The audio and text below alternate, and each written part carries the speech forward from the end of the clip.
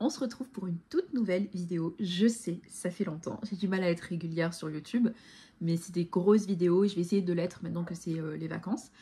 Mais aujourd'hui, ça va être une vidéo portrait et on va faire une pause un peu sur les rois de Westeros. Je pense que les prochaines vidéos, ce sera plus portrait, analyse et après on reprendra les rois, mais vous inquiétez pas, j'oublie pas cette playlist.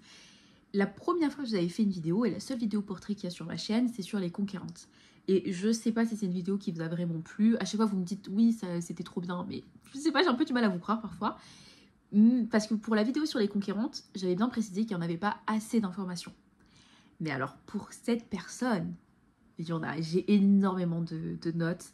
Je me devais de vous faire une vidéo sur Rhaena Targaryen, celle qu'on a appelée à la fois la reine de l'Est et la reine de l'Ouest, parce que c'est un des personnages les mieux écrits du livre Feu et Sang. C'est un des personnages Targaryens les plus intéressants selon moi. Et je sais que on en reparlera plus tard quand on aura fini un peu le livre Feu et Sang, donc après la danse des dragons. Et même si vous me suivez sur TikTok, je le dis très souvent que je trouve que les personnages sont assez linéaires et que c'est très dur de trouver un personnage complexe. Alors croyez-moi, Rhaena Targaryen, c'est un personnage complexe, c'est un personnage extrêmement bien écrit.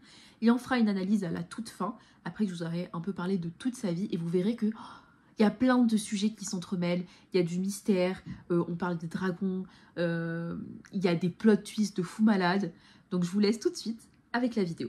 Chaos isn't the pit. Chaos is a ladder. Many who try to climb it fail, never get to try again.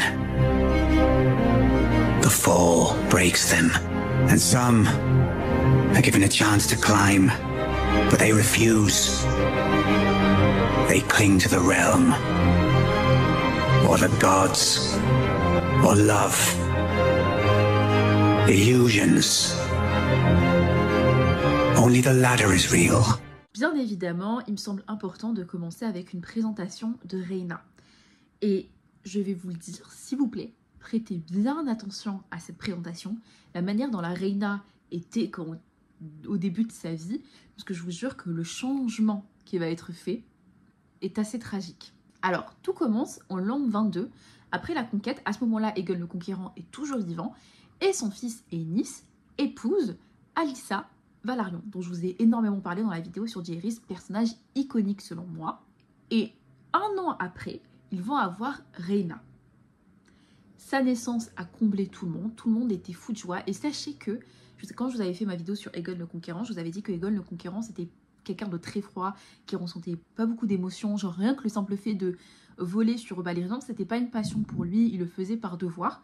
Ben, quand Rhaena est née, elle ressemblait tellement à sa sœur qu'il a aimé Rhaenys qu'il en a pleuré quand il l'a tenue dans ses bras. Donc le conquérant a pleuré quand il a tenu Rhaena. Donc rien que sa naissance est déjà un peu spécial.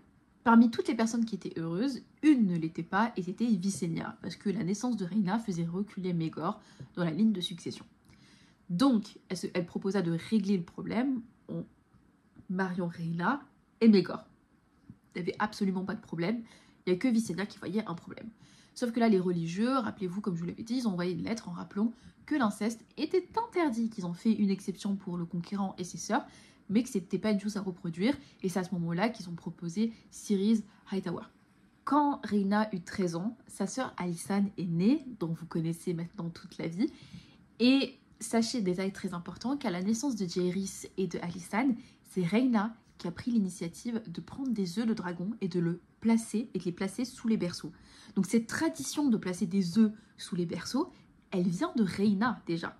Et du coup, parlons un peu de la personnalité de Rhaena. Il faut savoir qu'à cet âge-là, c'était une personne énormément timide, elle se cachait derrière les jupes de sa mère, elle était rêveuse, elle traînait pas trop avec les autres enfants puisqu'on disait qu'elle était plus à l'aise avec les animaux que les enfants.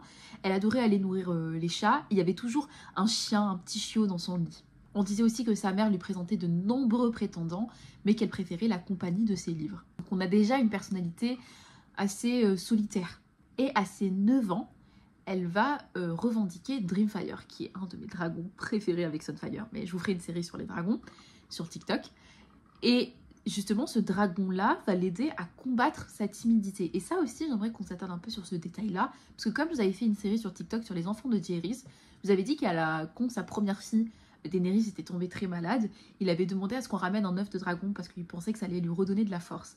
Donc on voit que vraiment les dragons, ça permet aux Targaryens d'avoir une certaine assurance, d'être plus fort. Mais là c'était le cas pour Rhaena, puisqu'avec Dreamfire, elle devient vraiment moins timide, elle prend en assurance. Et on pourra aussi en faire toute une vidéo, mais les dragons, c'est vraiment vu comme une sorte d'émancipation pour les femmes Targaryens. À ses 13 ans, elle prend son premier envol avec Dreamfire. Et à ce moment-là, plus personne n'osa l'appeler la fille timide, même si c'était une fille très silencieuse. Et il faut savoir que Rhaena, elle avait toujours une amie fille très proche. Par exemple, à cette période-là de sa vie, elle était très proche de sa cousine, qui était Larissa Valarion. Sauf que quand Larissa s'est mariée et qu'elle est partie de la cour, elle s'est rabattue sur la fille de la main du roi. Mais elle avait toujours une compagnie féminine avec laquelle elle était extrêmement proche, vous allez le voir par la suite. Quand elle eut 14 ans, bien évidemment, c'était une femme splendide, donc elle volait un peu le cœur de tous les chevaliers. Et quand son père Aenys faisait des sortes de... vous savez, de progression comme le fera par la suite Daenerys, là où son frère adorait l'attention, elle était toujours aussi timide, elle préférait être plutôt discrète. D'ailleurs, un jour, ils vont se rendre chez les Baratheon, et le seigneur Baratheon va dire « La princesse ne semble rien apprécier. Elle ne veut pas être ici, manger, chasser, et quand on lui demande de chanter, elle refuse de manière impolie avant de s'enfermer dans sa chambre. » En fait, le livre nous dit qu'elle vivait très mal d'être séparée de Dreamfire et de sa nouvelle meilleure amie. Et du coup, la reine, sa mère, Alyssa, va faire venir sa meilleure amie chez les Baratheon, et c'est à ce moment-là qu'elle va vaincre totalement sa timidité en présence de sa meilleure amie du coup. Tout comme ses frères, comme je vous ai dit, elle avait énormément d'attention, mais elle ne répondait jamais aux compliments. Ce qu'elle préférait, c'était passer du temps avec ses frères, avec ses sœurs, avec sa meilleure amie, avec ses chiens, avec ses chats. Et là, elle se lie d'amitié avec une des filles du seigneur de Runestone, et ça va être une amitié très forte. Vous allez voir par la suite. À ses 16 ans, elle déclara qu'elle était assez âgée pour pouvoir voler quand elle le souhaite et où elle le souhaite. Et effectivement, elle a énormément volé, puisque Dreamfire a vu à peu près tout Westeros. Il a été partout, à Harrenhal, à Tarth, à Gulltown, et partout où elle allait, encore une fois, on l'a draguée. Et donc c'est peut-être pour ça, peut-être le fait qu'elle avait énormément de prétendants, que son père l'a mariée avec son frère. Alors il faut savoir que Rhaena et son frère Aegon the Uncrowned, dont on a déjà parlé dans la vidéo sur Maegor, ont accepté l'union sans rechigner, ils étaient plutôt d'accord. Et vous connaissez la suite, les religieux n'étaient pas du tout pour. Et quand Aenys a dit à ses enfants d'aller faire une progression pour fêter le mariage, eh ben, ils ont fait face à la fureur de la foule.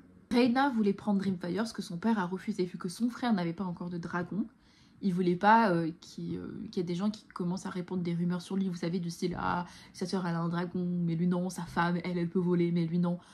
Vous savez, les gens, ils parlent un peu pour rien. Vous savez qu'à un moment, la foule a jeté de la nourriture sur Aegon et Rhaena, que Aegon a essayé de sortir son épée, mais que ses hommes l'ont calmé. Sauf que Rhaena, elle s'était pas calmée, et elle leur a dit « Je vois que vous n'avez pas peur face à une fille à cheval. La prochaine fois que je viendrai, je serai sur mon dragon, et là, je vous en prie, jetez-moi des saletés à la figure. » Sauf qu'à ce moment-là, quand la foule commence à être ultra violente, vous savez, ils vont se réfugier dans le château. Aenys meurt, Maegor prend le trône. Vous le savez. Et vous savez aussi que Rhaena et Aegon restent défiants. Ils refusent de ployer le genou. Comme je l'avais dit aussi sur la vidéo sur Maegor, la plupart des hommes ont déserté totalement Aegon the Uncrowned et ont rejoint Maegor. Et pour plusieurs raisons. La peur, et il y en avait aussi beaucoup qui disaient que c'était le fils à son père et qu'il allait être faible. Mais les deux meilleures amies de Rhaena sont venues. Donc Lyanna Royce et Melanie Paper, elles ont fait tout le trajet pour venir ployer le genou face à Aegon the Uncrowned. Il faut savoir aussi qu'à ce moment-là, Aegon et Rhaena se sont réfugiés chez les Lannister, mais comme je vous l'ai dit, les Lannister, ils gardent un entre-deux, c'est-à-dire que ils les accueillent, ils leur offrent une protection, mais ils refusent de officiellement ployer le genou. En fait, ils demandent à ce qu'ils fassent ses preuves. Justement, c'est à Castle Rock, chez les Lannister, que Rhaena va accoucher. Elle va accoucher de deux petites filles, des jumelles, qu'on va appeler Rhaella et Aerea. Il faut savoir que quand elle a accouché de ces deux petites filles, Rhaena a supplié en larmes son frère et donc son mari de ramener ses filles de l'autre côté de la mer, en sécurité, hors de la portée de leur oncle. Elle lui dit « Je te donnerai volontiers ma vie après cela ». En gros, ce qu'elle lui dit, c'est « je veux me battre pour toi, je suis prête à mourir pour toi et pour ton trône, mais ce que je veux, c'est que nos filles soient en sécurité d'abord ». Sauf que vous connaissez la suite. Maegor s'absente rapidement pour régler des problèmes et Aegon et Rhaena en profitent. Ils se faufilent à King's Landing et plus précisément à la fosse à dragon. Ils reprennent leur dragon. Rhaena, elle reprend Dreamfire et Aegon clame le dragon de son père, Quicksilver. Et ils s'en vont. Retour à Castle Rock, vous savez que les Lannister refusent de se mettre officiellement du côté de Aegon, donc ils ne peuvent pas lever une armée à Castle Rock. Et donc c'est encore une fois le réseau de Rhaena qui va lui sauver, qui va sauver Aegon. Puisque ça va être chez la famille de son ami les Piper, qui va pouvoir réunir toute l'armée qui va l'aider. Même si c'était une très petite armée, des maisons très secondaires, des bannerets, puisque vous savez que personne ne veut les soutenir officiellement. La suite aussi, vous la connaissez. Le jeune prince de 17 ans va quand même essayer de revendiquer son trône. Il se retrouve encerclé. Balerion arrive. Et ça va être la bataille du God's Eyes. Et Aegon va mourir ainsi que son armée. Mais il y avait une personne qui n'était pas présente ce jour-là. Rhaena. Et comme je vous ai dit, les maîtres sont pas d'accord sur le pourquoi du comment. Est-ce que Aegon a finalement changé d'avis? Est-ce que c'est elle qui a refusé? Et surtout, est-ce que sa présence aurait changé quelque chose? Est-ce qu'avoir Dreamfire à ses côtés aurait vraiment fait une différence avec Balerion? Non.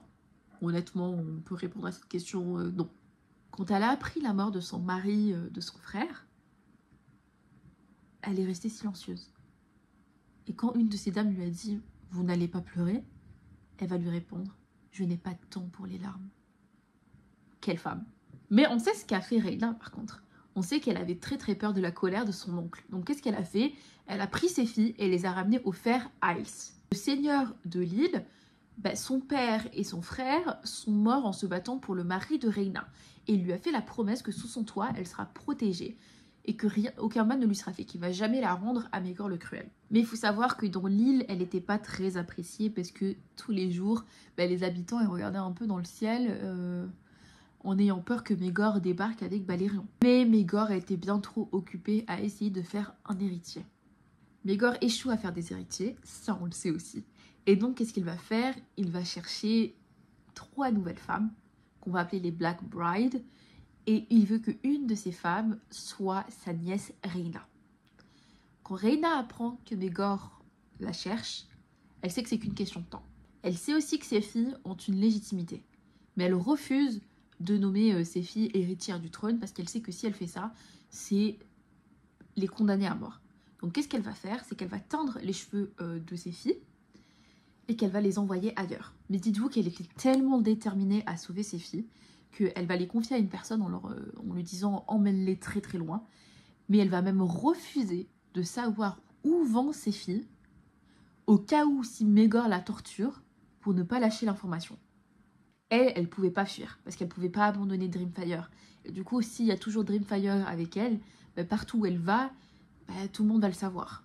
Un dragon, ça passe pas inaperçu. Donc, quand elle sut que Maegor avait annoncé qu'il voulait l'épouser, elle a pris son dragon et elle allait voir Maegor. Pourquoi?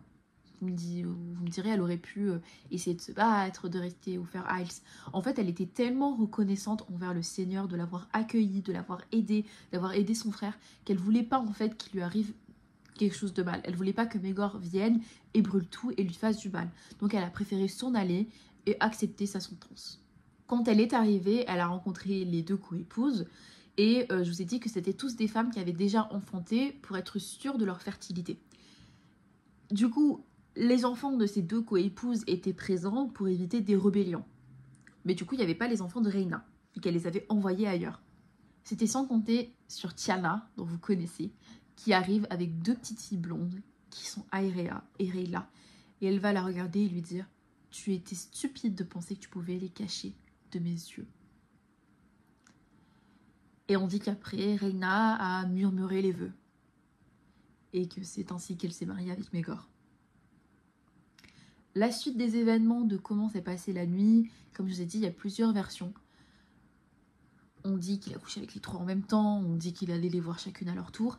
Mais Rhaena, elle va clamer plus tard qu'elle avait pris un couteau avec elle et qu'elle a essayé de tuer Maegor durant cette nuit de noces.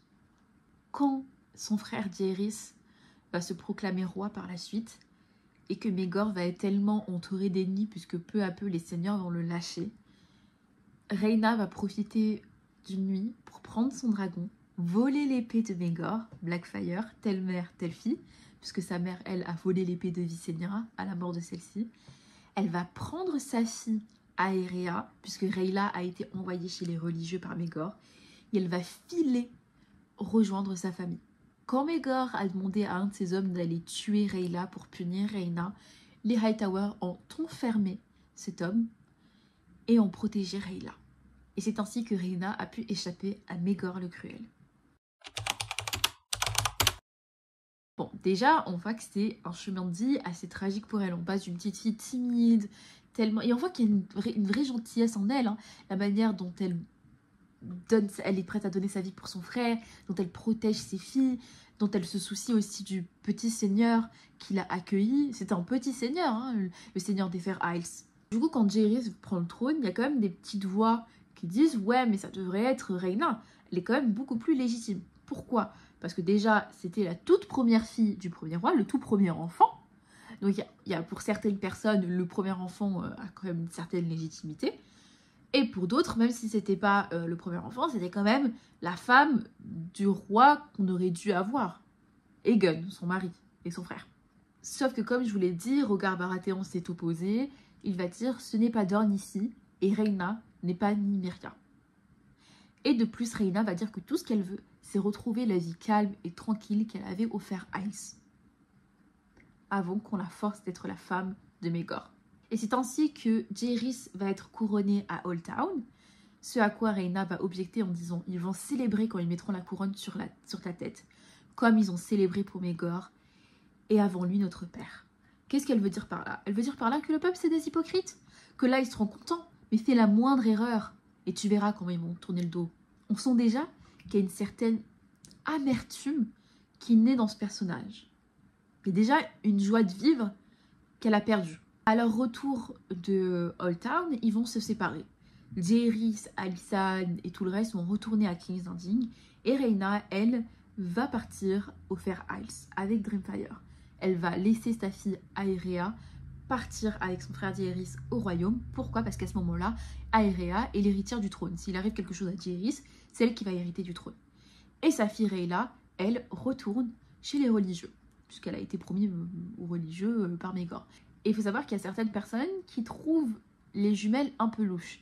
Parce que à l'époque, Aerea, c'était une personne ultra calme, ultra timide, un peu comme Rhaena quand elle était jeune. Elle avait peur un peu de tout, elle aimait beaucoup les animaux, les chiots, elle était très obéissante. Alors que Rhaella, c'était une sauvage. Et maintenant, bah, c'est Aerea qui est un peu plus une sauvage, hyper active, et Rhaella, elle est hyper obéissante, elle est hyper calme, et elle fait toujours ses prières à l'heure.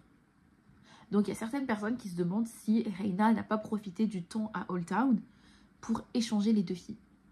Ainsi, Rhaena va aller au Fair Isles, et ça va être sa période de la reine de l'Ouest.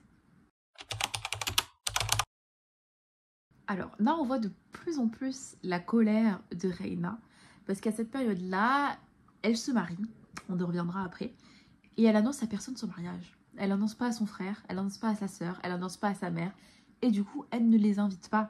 Et du coup, elle ne demande même pas l'autorisation au roi de se marier. Il faut savoir que Rhaegar Baratheon et sa femme, du coup la mère de Rhaena, étaient ultra offensés. Bon, Rhaegar, c'était parce qu'il avait des petits projets de mariage pour elle, mais la mère était très offensée de ne pas être invitée au mariage de sa fille. Pire encore, elle n'assiste pas au mariage de sa mère par la suite. Sa mère, comme vous le savez, va épouser Rhaegar, et elle ne vient pas au mariage. C'est dû à plusieurs raisons. La première, elle n'aime pas Rhaegar. Pourquoi, me direz-vous? Parce que Rhaegar a quand même soutenu Jaehaerys. Oui, mais elle estime que Rhaegar a soutenu sa famille trop tard. Que quand c'était son frère, Aegon Targaryen, personne n'était là pour eux, et qu'il n'a jamais levé le doigt pour les aider face à Maegor. Deuxième chose, elle a de la colère envers sa mère, qu'elle estime avoir comploté pour lui prendre son trône. À cette période-là, elle répète un peu à tout le monde à Dragonstone « Je suis le premier enfant de Aenys ». Alors après, il faut savoir que Jaehaerys et Alysanne ont été super contents quand ils ont appris qu'elle s'est mariée et qu'ils ont fait sonner les cloches en son honneur. Parlons justement de son mariage, qui va être très très important pour la suite. Vous vous souvenez, le seigneur des Fair Isles, elle va épouser le deuxième fils. Et c'est ça aussi qui a enragé sa famille, en tout cas sa mère et l'amant du roi, Parce que bah, c'est pas du tout un mariage important. Alors que Rhaena, ça a été quand même la reine 2 fois techniquement. Et la mère de l'héritière du trône. Donc elle, c'est une figure politique très très importante. Donc la marier au 2e fils d'un banneret qui n'a aucune importance, c'est quand même rare. Comme je vous ai dit, il y avait très peu d'invités pour ce mariage. Il y avait simplement la famille de son mari, dont sa sœur Elissa, personnage très important dont on va reparler. Il y avait ses amis d'enfance et il y avait les Lannister. Son mari avait 9 ans de moins qu'elle et c'était quelqu'un de très doux et de gentil. Mais c'était pas quelqu'un de particulièrement doué. Il n'était pas doué aux armes. Quand son père voulait l'envoyer chez les maîtres, bah, on lui a dit qu'il n'était pas assez intelligent. On dit aussi qu'il était un peu à moitié femme, genre féminin. Pour les gens, Rhaena l'a épousée parce qu'elle avait énormément d'affection pour son père, donc le seigneur des Fair Isles. Et en fait, le seigneur des Fair Isles avait une affection particulière pour ce fils-là. En fait, lui, il n'était pas destiné à être le seigneur des Fair Isles puisque c'était aussi le 2e fils. Parce que comme je vous ai dit, son frère est mort en se battant pour Aegon, le mari de Rhaena. Bah, je pense qu'en fait, il se projette un peu sur son fils, qui est lui aussi le 2e fils. Et qui est donc pas destiné à un grand avenir. Quand on va demander à Rhaena pourquoi elle l'a épousé, elle va répondre « Il est gentil avec moi ». Ça me brise le cœur, honnêtement. Mais, et là on va rentrer dans des rumeurs que personnellement je crois, et c'est très rare que je croie des rumeurs, c'est que il y a un des maîtres qui va écrire à propos de Rhaena « La princesse a trouvé le véritable amour sur l'île ». Mais il ne faisait pas référence à son mari, Andrew. Il faisait référence à sa sœur, Elissa. Elle était plus âgée et elle ressemblait énormément à son frère physiquement. Mais leur personnalité était totalement opposée. Elle adorait chasser. Elle avait la langue bien pendue, elle était douée aux armes. Elle savait très bien tirer à l'arc et surtout elle adorait naviguer. On disait qu'elle passait plus de temps sur la mer que sur la terre ferme. À 14 ans, elle a navigué toute seule son premier bateau et à 20 ans, elle a déjà fait tout le tour de Westeros. Et surtout, au grand désespoir de ses parents, elle parle très souvent d'aller découvrir les terres de l'Ouest. Elle a été fiancée 2 fois, à ses 11 ans et à ses 16 ans, mais à chaque fois, elle a fait peur à son fiancé. Et du coup, Rhaena va être très amie avec Elissa et 2 autres femmes. Elles vont former un sorte de petit groupe, on va dire qu'il y avait une cour dans la cour. Et ce groupe, il va être détesté par le premier fils du seigneur, qui va les appeler les 4 bêtes. Et on peut voir qu'il y a déjà une certaine distance avec son mari, parce que son mari, il était parfois admis à leur activité de groupe, mais il faisait jamais vraiment partie de ce groupe à part entière. Et surtout, toutes ses amies vont monter sur Dreamfire, sauf son mari. Mais les maîtres tiennent à préciser que Rhaena avait sûrement proposé à son mari de monter sur son dragon, mais que celui-ci avait refusé par peur. Et il faut savoir qu'il y a des tensions qui commencent vraiment à naître sur l'île. Déjà, les habitants, je vous ai dit, ils n'aiment pas trop Rhaena pour une seule raison, Dreamfire. En fait, Dreamfire, elle grandit de plus en plus, donc elle a besoin de plus en plus de nourriture. Et surtout, Dreamfire pond énormément d'œufs. Personne qui va s'exclamer et dire bientôt il y aura une dizaine de dragons affamés qui mangeront nos vivres ou même nous. Cette personne va être enfermée par le Seigneur, mais c'était trop tard parce que plein de personnes l'ont entendu, donc forcément ça a nourri les inquiétudes. Et comme je vous ai dit, Rhaena et son groupe étaient détestés par le premier fils du Seigneur. Il faut savoir que le premier fils du Seigneur a perdu son oncle et son grand-père pour le mari de Rhaena. Lui-même a été blessé par la guerre qui opposait le mari de Rhaena à Maegor. Lui-même a dû ramener les cadavres à la maison et il estime que Rhaena n'a pas l'air d'éprouver plus de remords que ça. Et aussi, il estime que Rhaena a une très mauvaise influence sur sa sœur Elissa. Il estime que Rhaena devrait plus la pousser à accepter son devoir, donc se marier, d'avoir une vie plus rangée, mais c'est tout le contraire. Et il n'aime pas l'attention qu'elle accapare dans l'île. En effet, il y a de plus en plus de visiteurs aux Fair Isles, mais c'est pas pour avoir une audience avec le Seigneur, mais c'est plutôt pour voir Rhaena. Mais Rhaena, elle s'en fichait, puisque le Seigneur, elle, l'adorait. En fait, le Seigneur, il adore tous ses enfants, c'est-à-dire sa fille et ses 2 fils, de la même manière. Et du coup, il adore Rhaena, puisqu'elle traite bien 2 de ses enfants. Sauf que 15 jours après le mariage de Rhaena avec l'un de ses fils, il va s'étouffer avec un os et mourir. C'est donc son premier fils qui va le succéder, et il ne va pas tarder à convoquer Rhaena. En fait, il va le faire tout de suite. Il va la convoquer et lui dire clairement « Tu n'es pas voulu ici. tu n'es pas la bienvenue ici. Prends ton dragon, tes amis et mon frère et va-t'en. Mais ne pense pas prendre ma sœur. Elle demeurera ici et épousera l'homme de mon choix. » Un maître va écrire qu'il ne manquait pas de courage, mais qu'il manquait un peu de raison. Il disait « Je pouvais voir les flammes dans son regard et le château brûler sous les flammes incessantes de son dragon. » Parce qu'il ne faut pas oublier que Rhaena, c'était le sang du dragon et c'était une personne très fière. Justement, elle était très fière, trop fière, pour rester dans un endroit où on ne voulait pas d'elle. Elle prit ses affaires et partit la nuit même. Elle a préparé ses affaires et elle a dit à tous ceux qui l'aimaient de la suivre. Son mari, quand il a appris ça, il était fou de rage et il voulait affronter son frère. Elle va lui dire « Il te coupera en petits morceaux, mon amour. Je serai veuve pour la 3e fois. Et les gens me traiteraient de sorcière avant de me pourchasser. » Elle va lui rappeler que le seigneur Lannister l'a déjà accueilli une fois et qu'il le fera une 2e fois. Le lendemain, elle prit un bateau pour partir. Il y avait énormément de personnes qui l'ont suivie et parmi ces personnes, il y avait Elissa, la sœur du nouveau seigneur. Donc le seigneur arriva avec quelques hommes et lui dit « Tu peux partir, mais ma sœur, elle reste. » Mais ça, c'était sous-estimer l'amour qu'avait le peuple des Fair Isles pour Elissa.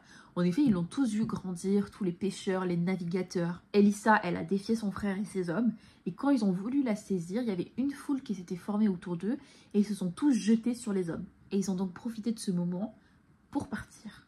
Et comme prévu, elle alla chez les Lannister qui l'ont super bien accueillie. Il ne faut pas oublier qu'elle avait une relation privilégiée avec eux. C'était une Lannister qui avait deviné qu'elle était enceinte. Ils se sont battus pour Aegon, c'est-à-dire qu'ils lui ont quand même offert leur protection. C'est les premiers à les avoir accueillis. Donc quand elle revient une 2e fois, ils vont organiser un énorme banquet. Ils vont donner une étable pour Dreamfire. Ils vont la mettre dans une suite, bien en dessous du rocher, pour pas qu'elle soit en danger. Mais Rhaena va comprendre avec le temps que ses servantes sont des espions, engagés pour tout rapporter aux Lannister. Par exemple, on va souvent demander à ses amis si le mariage a été consommé. Et qui a été témoin. Le bâtard des Lannister ne va cesser de rappeler à Rhaena qu'il s'est battu pour Aegon. Et il va lui montrer les blessures qu'il a eues en se battant pour lui. Le seigneur Lannister ne va pas cesser de poser des questions sur les œufs de Dreamfire. Par exemple, quand est-ce qu'ils vont éclore? La dame Lannister ne va pas cesser de lui dire que si elle veut leur offrir un cadeau pour prouver sa gratitude, un œuf de dragon, ce serait pas mal. À un moment, les Lannister vont même proposer à Rhaena de racheter des œufs de dragon. C'est là que Rhaena comprit que la simple présence d'une princesse, ça lui suffisait pas. Il voulait plus. Ce qu'il voulait, c'était qu'elle se marie avec un Lannister, que ce soit le bâtard ou un fils légitime. Comme ça, il pourrait dépasser les familles telles que les Velaryons, les Hightower ou les Baratheons qui, eux, ont fait des mariages avec la famille royale. Et ce qu'il voulait aussi, c'était un dragon, pour être égal aux Targaryens. Et elle va rappeler à son mari, ils étaient rois autrefois. C'est quelque chose qui les fait rêver encore une fois. Et donc elle va lui dire, nous ne pouvons rester ici. Et c'est ainsi qu'elle va devoir repartir. Vous vous souvenez du mariage de Jaehaerys? Je vous ai dit qu'il y a une personne qui est venue à la grande surprise de tous. Eh bien c'est Rhaena. Et elle va profiter de la fin du mariage pour aller parler à son frère. Elle va lui dire que c'est toujours la même chose. Partout où elle va, ils sont tous chaleureux au début. Certains le restent. Mais Dreamfire, soit elle leur fait trop peur, soit ils sont trop intéressés. Ils veulent leur propre dragon. Et ça, je ne leur donnerai pas. Mais où puis-je aller? Jaehaerys va lui dire ici. Reviens à la cour. Et vivre constamment dans ton ombre? Non. Je dois avoir mon propre endroit. Un endroit où aucun seigneur ne me menacera de bannissement ou embêtera ceux qui sont sous ma protection. J'ai besoin d'une terre, d'hommes, d'un château. On peut te trouver une terre et te construire un château. Toutes les terres sont prises et les châteaux occupés. Il en reste un que je peux revendiquer. J'ai une plus grande légitimité que toi, mon frère. Je suis le sang du dragon. Je veux le siège de mon père, l'endroit où je suis née. Je veux Dragonstone. Jaehaerys ne lui offra pas une réponse. Il lui dit qu'il va y réfléchir. Il va donc en parler à son conseil. Ils vont tous être opposés à cette idée, mais ils vont pas lui offrir une meilleure solution. Elle va donc réfléchir et revenir vers sa sœur. Et il va lui dire: je te donnerai Dragonstone comme siège, car il n'a pas de place plus adéquate pour le sang du dragon. Mais tu tiendras le château pour cadeau, non par droit. Notre grand-père a fait des 7 royaumes un seul, et je ne le diviserai pas. Tu es une reine de courtoisie, et je suis le roi. Mon autorité va de Old Town au mur. On est sur la même longueur d'onde. Es-tu si peu confiant en ton trône que tu as besoin que ton propre sang ploie le genou? Soit, donne-moi Dragonstone. Et une dernière chose, et je ne t'importunerai plus. Je veux ma fille. Conclu. Et c'est ainsi que la reine de l'Ouest devient la reine de l'Est. Et c'est ainsi que Rhaena récupéra sa fille Aeria et qu'elle alla s'établir à Dragonstone. Et les retrouvailles ne se sont pas bien passées du tout. En fait, la fille ne connaissait pas sa mère, tout simplement. Elle n'a pas grandi avec elle. Et le pire, c'est que la mère ne connaît pas sa fille non plus. Aeria, elle était super contente à King's Landing. Elle adorait la compagnie des gens, les étrangers qui venaient, les chevaliers qui s'entraînaient. Et elle avait formé elle aussi un petit groupe et il terrorisait la cour. Elle était un peu le leader de ce groupe. Ce qu'elle aimait par-dessus tout, c'était les bouffons à la cour, les couleurs, l'attention qui lui était donnée là-bas, puisque c'était l'héritière quand même. Alors qu'à Dragonstone, il y a sa mère qui est froide, qui accueille les gens de manière glaciale, qui refuse toute audience. C'était terne, c'était silencieux. Il n'y avait pas d'enfants de son âge, elle n'avait pas le droit de sympathiser avec les enfants des pêcheurs. Sa mère, c'était une étrangère pour elle, à la fois froide et timide, et les amis de sa mère n'avaient pas d'intérêt pour elle. Il n'y avait que Elissa qui s'occupait de Aeria, qui lui donnait de l'attention. Elle lui racontait des histoires, des aventures, et elle lui promit de l'apprendre à utiliser un bateau. Et justement, Elissa, elle aussi, elle se plaît pas à Dragonstone. Elle était très triste et elle était très nostalgique de la mer. Elle disait souvent que la mer l'appelait et elle évoquait le fait de partir. Et quand à chaque fois elle évoquait l'idée de partir, Aeria lui disait « Prends-moi avec toi, prends-moi avec toi ». Elle la suppliait et ça faisait très rire Elissa. Il n'y avait peut-être pas d'enfants à Dragonstone, mais il y avait énormément de dragons grâce à Dreamfire dont les œufs ne cessaient d'éclore. Rhaena va dire à sa fille « Choisis-en un et un jour tu pourras voler ». Il y avait certains dragons qui étaient sauvages, il y avait Vhagar et Balerion qui étaient toujours aussi terrifiants. Mais Aeria, elle s'en foutait. Elle passait toutes ses journées avec eux. Toutes ses journées, elle a passé dans la fosse à dragons avec les dragons. C'était ses amis, ses seuls amis. Et elle comptait les jours avant de pouvoir en revendiquer un et de voler. Voler très très très loin de Dragonstone. Daenerys, la fille de Jaehaerys, va naître et forcément ça va pas enchanter Aeria. Et Rhaena va avoir énormément de problèmes parce que Elissa insiste vraiment. Elle veut vraiment partir. Ce qu'elle veut, c'est pas retourner chez elle. Ce qu'elle veut, c'est aller à l'ouest. Elle veut explorer ce qui n'a jamais été exploré. Cependant, elle a été reniée par son frère, donc elle n'a pas d'argent. Et donc elle demande à Rhaena de quoi financer son bateau. Ce que Rhaena refuse. Elle lui dit « Je ne peux supporter de te perdre ». Mais ce qu'elle entend, Elissa, c'est « non ». Et donc elle insiste, elle lui dit « La mer m'appelle, elle doit partir ». Et comme Rhaena, elle a beaucoup du mal à s'ouvrir, à montrer ses sentiments, elle va lui dire « Je t'ai demandé de rester. Je ne vais pas te supplier. Si tu veux partir, pars. » Aeria, elle n'était pas du même avis. Elle a pleuré, elle a supplié, elle s'est accrochée à elle. Elle lui a supplié de ne pas partir. Et quand elle a vu qu'elle ne va pas parvenir à la convaincre, elle va la supplier de l'emmener avec elle. Elle va lui dire « Je veux être avec toi. Je veux partir sur les mers et vivre des aventures. » Je vous jure, elle me brise tellement le cœur, Aeria.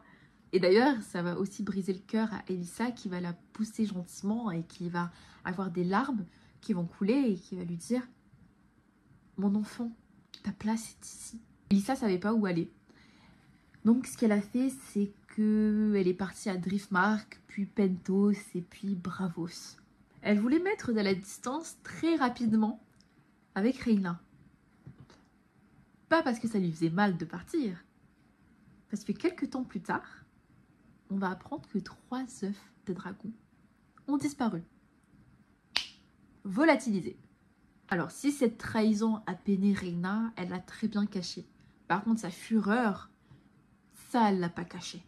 Elle va demander à ce qu'on sharply question, donc on questionne durement, donc on torture, c'est ce que ça veut dire dans cet univers-là, tous ceux qui travaillaient à la fosse à dragon. Elle va envoyer plein de monde à Driftmark, mais c'était trop tard. À Pentos aussi, mais en fait, elle avait déjà disparu. Elle va même avoir l'audace de demander à son mari s'il était au courant des plans de sa sœur.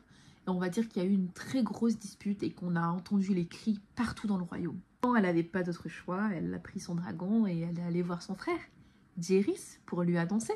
Là, ils vont arriver à la conclusion que ce qui l'intéressait, c'était pas les dragons, mais c'était l'argent. Elle avait pour ambition de vendre les œufs de dragon pour se faire de l'argent. Par contre, s'il venait à avoir un autre seigneur de dragon dans Westeros, ça allait barder pour eux. Leur légitimité va s'écrouler. Sauf qu'ils vont souligner le fait qu'ils vont peut-être jamais éclore, parce que loin de Dragonstone, loin de la chaleur, les dragons, les œufs de dragon, deviennent des pierres. Jaehaerys va relativiser un peu en disant que de toute façon, 3 dragons, ça peut pas rester inaperçu. Oui, c'est qu'ils aient un peu des yeux partout. Donc il va engager des espions partout. Amir, Atirosh, toutes les cités libres. Il va dire offrez des récompenses à tous ceux qui me donneraient la moindre information. Rhaena va lui demander que comptes-tu faire? Ce que je dois faire. Ce que tu dois faire. Ne pense pas t'en tirer, ma chère sœur. Tu voulais Dragonstone? Je te l'ai donné. Tu as ramené cette femme, cette voleuse. N'importe où le dragon naîtra, nous demanderons son retour. Ils nous ont été volés, ils sont nôtres. Si notre demande est rejetée, alors nous irons les chercher. Les ramener si nous pouvons, les tuer si nous le devons. Nul dragon ne peut faire le poids face à Vermithor et Dreamfire. Là, il faisait référence à des dragons qui viennent de naître, quoi. Et Silverwing, notre sœur, elle ne prendra pas part à cela. Je veux la protéger. Et c'est à ce moment-là que Rhaena va sourire et dire « Elle est Rhaenys et je suis Visenya. Je n'en ai jamais douté. » On va souligner à Jaehaerys qu'il est en train de parler de faire une guerre avec Essos. Et il va répondre « Je ne veux pas un nouveau Valyria. » Imagine si la Triarchie met la main dessus. Prions les dieux que cela n'arrive jamais. Donné à ce que cette histoire ne s'ébruite pas, mais c'est trop tard. À Dragonstone, tout le monde est au courant de cette histoire. Tout ce qu'on sait de Elissa à ce moment-là, c'est qu'elle est à Pentos, qu'elle a pris un autre nom, qu'elle s'appelle Alice Westhill, et qu'elle construit le bateau de ses rêves qui s'appelle Sun Chaser. Peu de temps après, Rhaena apprend que sa mère est en train d'accoucher et qu'elle subit un accouchement très difficile. Alyssa meurt, et à ce moment-là, Vermithor lâche un cri énorme.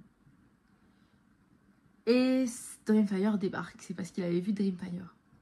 Donc elle arrive, et quand elle arrive, on lui dit que c'était trop tard, que la mère est déjà morte. On lui dit qu'il vaut mieux pas pour elle qu'elle voie l'état du corps, ce qu'elle refuse. Elle voulait aller voir l'œuvre du maître, on dit même qu'elle a enlevé la robe de chambre de sa mère pour vraiment voir les dégâts, parce que si vous souvenez-vous, on a ouvert le ventre de Alyssa pour sortir le bébé Jocelyn. C'est seulement après ça qu'elle va aller voir son frère, qu'elle va l'embrasser, qu'elle va aller voir sa sœur, qu'elle va lui faire un câlin. Quand la dame de chambre lui demande si elle veut tenir le bébé, elle refuse. Elle demandait qu'une chose, où est Regard, le mari de sa mère. Elle le trouva un peu dans la salle de trône de Storm End, avec son fils sur les genoux, entouré de ses frères. Et là, elle va péter un câble, elle va pousser tout le monde. Son sang est sur tes mains, son sang est sur ta queue. Puissiez-vous mourir en hurlant. Regard est choqué, il est outragé, et il lui dit « Que dis-tu ? L'étranger viendra pour nous tous. En quoi cela était ma faute? Qu'ai-je fait? Tu as mis ta bite en elle. Elle t'a donné un fils, ça aurait dû être suffisant. Sauver ma femme, c'est ce que tu aurais dû dire. Mais que sont les femmes pour des hommes comme toi? » Elle va s'approcher de lui, lui prendre sa barbe. Elle va lui dire « Écoutez ceci, mon seigneur. Ne pensez pas vous marier à une nouvelle femme. Prenez soin des enfants que ma mère vous a donnés. Qu'ils ne manquent de rien. Faites cela et je vous épargnerai. Si j'entends ne serait-ce qu'un murmure de vous prenant une autre pauvre femme comme épouse, je ferai de Storm End un autre Harrenhal, avec vous et elle dedans. » Après ça, elle s'en est allée. Rogar Baratheon a explosé de rire dans la salle et a dit « Elle est folle.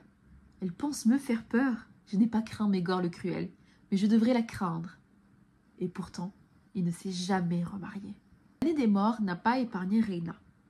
À son retour, elle va trouver une fille enragée, méchante avec tout le monde. Les septals, les mestres. Elle était même très méchante avec sa mère. Elle s'absente des repas, des prières. Elle donne des surnoms, comme elle appelle à un moment Sir Stupide, donc le seigneur stupide. Dame pète beaucoup. Bah, c'était une jeune fille, hein, donc bon, c'est un humour d'enfant. Rhaena va pas trouver qu'une fille enragée, elle va trouver aussi un mari enragé. Le mari est très très en colère envers Rhaena, puisque quand la mère de Rhaena est morte, il voulait être à ses côtés, il voulait la réconforter. Et donc il voulait l'accompagner à Storm End. Elle va refuser, mais elle va refuser d'une manière très froide, très méchante. Et donc il va y avoir une grande dispute qui va éclater. Et elle va dire « la mauvaise Fair May est partie ». Son mariage, qui n'a jamais été passionnant, est aujourd'hui mort. Il faut savoir aussi que son mari, qui était un petit de 17 ans, a bien changé aujourd'hui. Il a pris du poids, il est méprisé par les seigneurs. On dit que c'est pas un roi et que c'est même pas un seigneur, même pas un seigneur consort. Malgré le fait qu'il soit à côté d'elle à chaque repas, ils ne partagent pas la même chambre, ils ne partagent même pas la même tour. Il y a des rumeurs qui disent que Rhaena lui aurait dit « c'est pour que tu ne sois pas dérangé quand tu ramènes des filles ». Il y a même d'autres rumeurs qui disent qu'elle partagerait sa chambre avec ses favorites, ses amis. Ses journées, elles étaient aussi tout aussi vides. Il pêche pas, il n'est pas doué à l'épée, il n'est pas doué à la nage, il navigue pas. Les maîtres, ils voulaient l'intéresser avec la bibliothèque, avec des livres sur l'ancien Valyria. Bah, ils ont découvert qu'ils ne savaient pas lire. Donc c'était un peu compliqué. Il s'est chevauché, donc de temps en temps, il va trotter à cheval. Mais il s'éloigne pas, il va pas visiter les villages, il va pas visiter les montagnes. En fait, il passe ses journées, vous savez, dans la salle où Aegon le Conquérant a préparé la conquête, avec la grande table, et il déplace des pions sur cette table. Il y a même les amis de Rhaena qui vont se moquer derrière son dos en disant « haha, il planifie la conquête de Westeros ». Les soldats et les servantes présents à Dragonstone sont même défiants à son égard, ils lui offrent aucun respect. Pire, la petite Aerea aussi est totalement irrespectueuse envers lui, et lui vide un pot de chambre dessus, pas parce qu'elle est en colère contre lui, mais parce qu'elle est en colère contre sa mère. Il est encore plus seul depuis que sa sœur est partie, et malgré les pleurs, sa femme refuse de le croire et pense toujours qu'il est impliqué dans le vol des 3 œufs. Quand elle a fait le ménage dans le château après le vol, elle a viré le commandant de la garnison du château. Donc lui, il a demandé à être nommé à sa place. Quand il a fait cette demande, Rhaena était en train de dîner avec 4 de ses amies. Elles ont toutes explosé de rire. Et après ça, Rhaena a elle-même explosé de rire.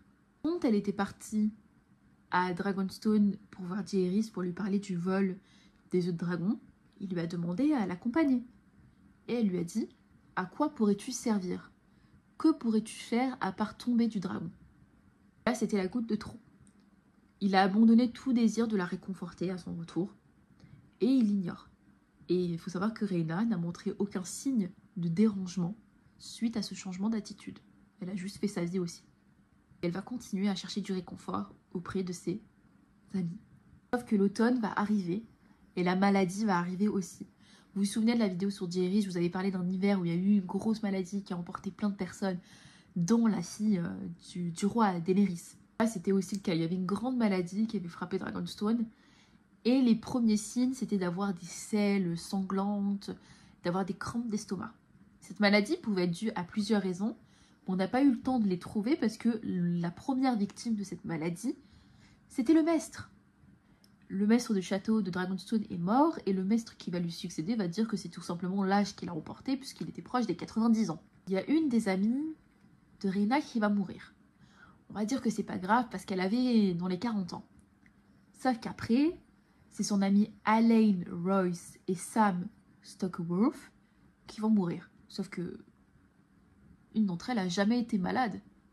Et c'était 2 amis qui étaient très chers pour Rhaena, parce que si vous vous souvenez bien, c'est les 2 amis qui ont fait tout le voyage pour venir ployer le genou à son mari. Il y a la Septa qui va aussi mourir cette même nuit. Rhaena va être pas touchée par la maladie, mais toutes ses amies vont tomber l'une après l'autre. Les théories vont dire que c'était le sang valérien qui va la sauver. Mais il va y avoir un détail qui va perturber un peu tout le monde, c'est que Il n'y a que les femmes qui sont touchées. Les hommes, ils sont immunisés de cette maladie. Rhaena va prendre ça très au sérieux, elle va fermer les portes du royaume et elle va envoyer un corbeau à son frère pour lui dire de barrer la route avec une flotte Valarion pour éviter que ça se propage. Lyanna Valarion va mourir dans les bras de Rhaena en convulsant.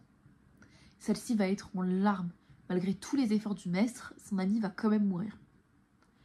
Et c'est là qu'elle va entendre son mari lui dire « Tu pleures pour elle, mais pleureras-tu pour moi ?»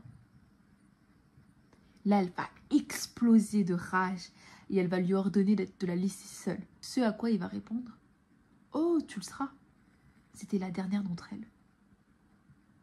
Rhaena, elle n'avait pas compris. Elle était tellement aveuglée par le chagrin qu'elle n'avait pas prêté attention à son mari, comme d'habitude. C'est le maître des finances de Jaehaerys qui va mettre un mot dessus.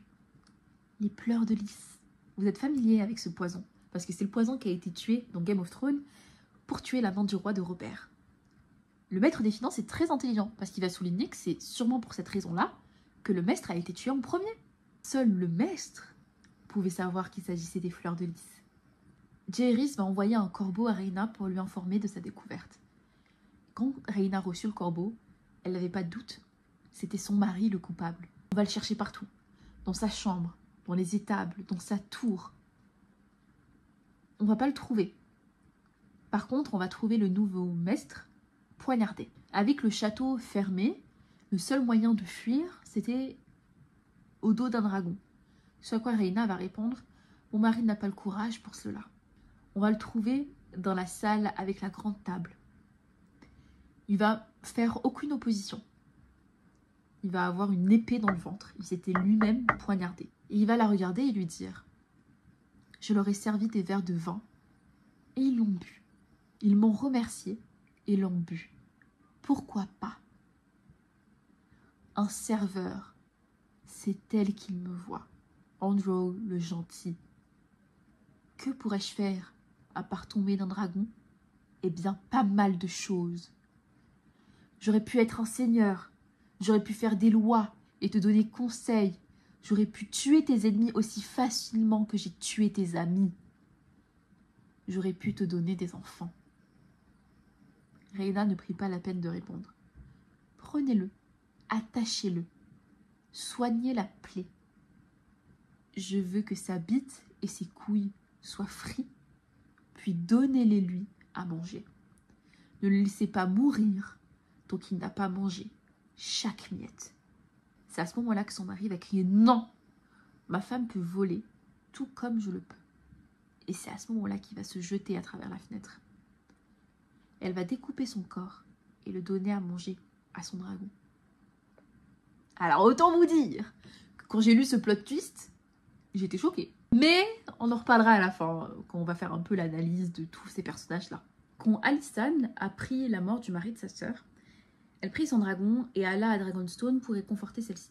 Mais Rhaena, c'est pas une personne qui se laissait facilement réconforter, vous l'avez bien vu avec son mari. Il faut savoir que quand elle arriva, elle trouva sa sœur plongée dans une mélancolie. La perte de ses amis, c'était vraiment la pire chose qui pouvait lui arriver, et Andrew le savait, il a tapé là où il fallait taper. Et à la simple mention justement de son mari, elle éclate de rage. Il faut savoir qu'à 3 fois, elle a demandé à sa sœur de partir. Elle est même allée jusqu'à lui hurler dessus devant toute la cour. Et au final, elle va s'enfermer dans sa chambre et elle va refuser de sortir de celle-ci, donc Alysanne était là. Elle va profiter de ce moment-là pour mettre un peu de l'ordre dans Dragonstone. Elle va choisir un nouveau maître, elle va choisir un nouveau commandant. Elle va même appeler sa septa bien-aimée pour venir à Dragonstone. Et elle va se tourner vers Aerea. Aerea qui ne prouvait aucune tristesse à la mort des amis de sa mère. Elle va dire « Pourquoi devrais-je être triste de leur mort?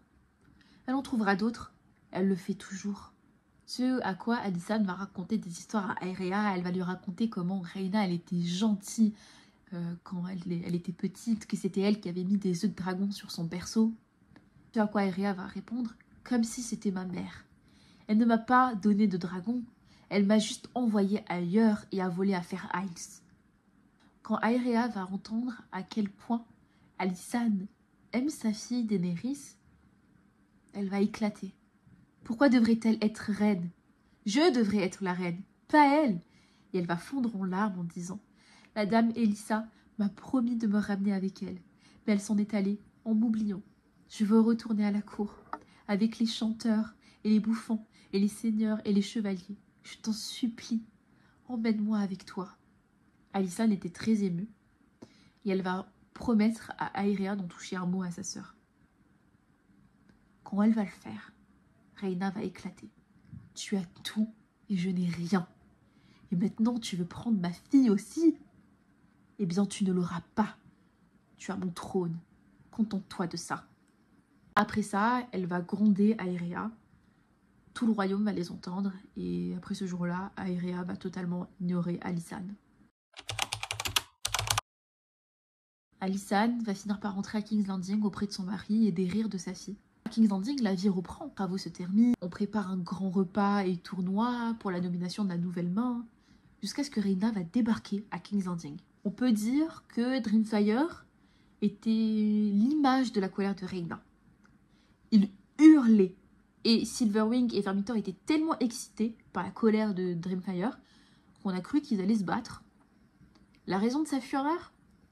Aerea a disparu. Comme elle avait un désir féroce de retourner à la cour, Rhaena pensait que c'était là-bas qu'elle allait la retrouver.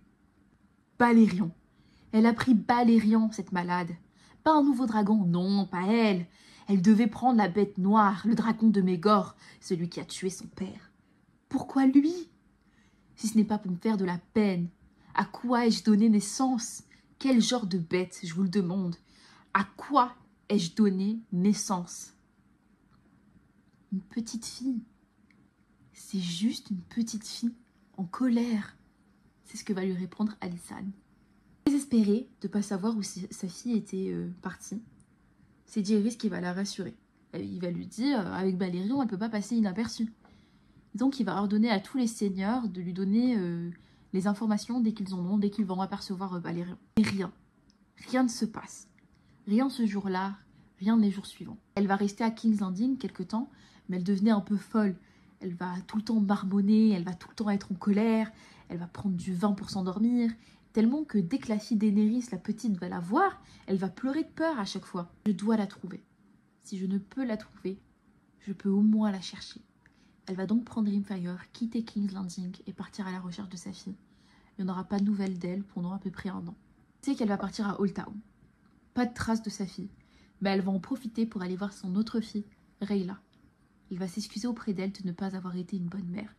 Celle-ci va la prendre dans ses bras et lui dire « J'ai eu la meilleure mère possible, celle des cieux. Et je t'en remercie pour cela. » Ensuite, elle va partir à Haut-Jardin, à Castle Rock, partout. Elle va même retourner au Fair Isles. Le Seigneur va lui répondre « J'aurais espéré que ma sœur me serait revenue après vous avoir quitté. Mais aucune nouvelle d'elle, comme de votre fille. Vous inquiétez pas, je la virerai comme je l'ai fait avec vous. » Oh, vous ne connaissez pas Aerea. Si elle parvient effectivement à vous, bonne chance pour virer la bête noire. Balerion a adoré votre frère. Il désirera peut-être une autre bouchée du genre. Après ça, on a perdu la trace de Rhaena. Nulle part. Il y a eu des rumeurs vers Dorne, le Nord, partout. Mais les rumeurs, elles sont assez spéciales parce qu'on dit qu'elle va dans des endroits où il n'y a personne, des forêts. Et du coup, là, on se demande, est-ce qu'elle cherche vraiment sa fille ou juste de la solitude? Et ça, on ne le saura jamais. Ses exploits à Fair Isles vont venir à l'oreille du roi et le conseil va pas être content, va pas être d'accord avec ses manières de faire.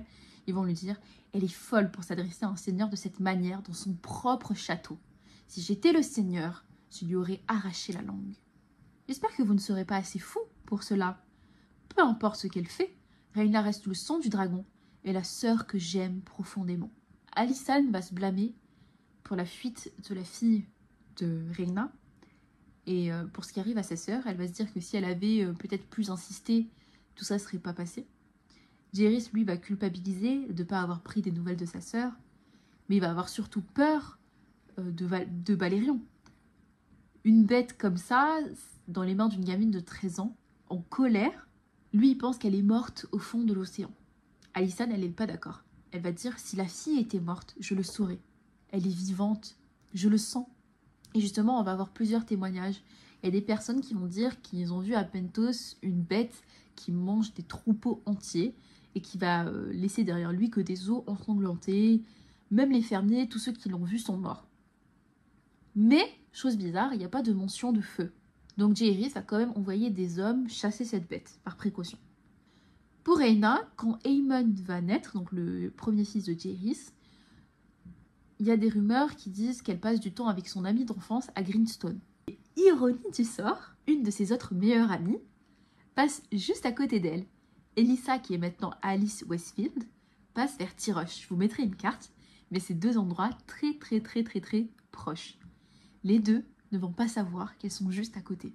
Autre chose, on apprend qu'à Pentos, la rumeur d'une grande bête, d'un monstre, c'était juste un piège. C'était une histoire inventée par des brigands pour qu'on les laisse tranquilles.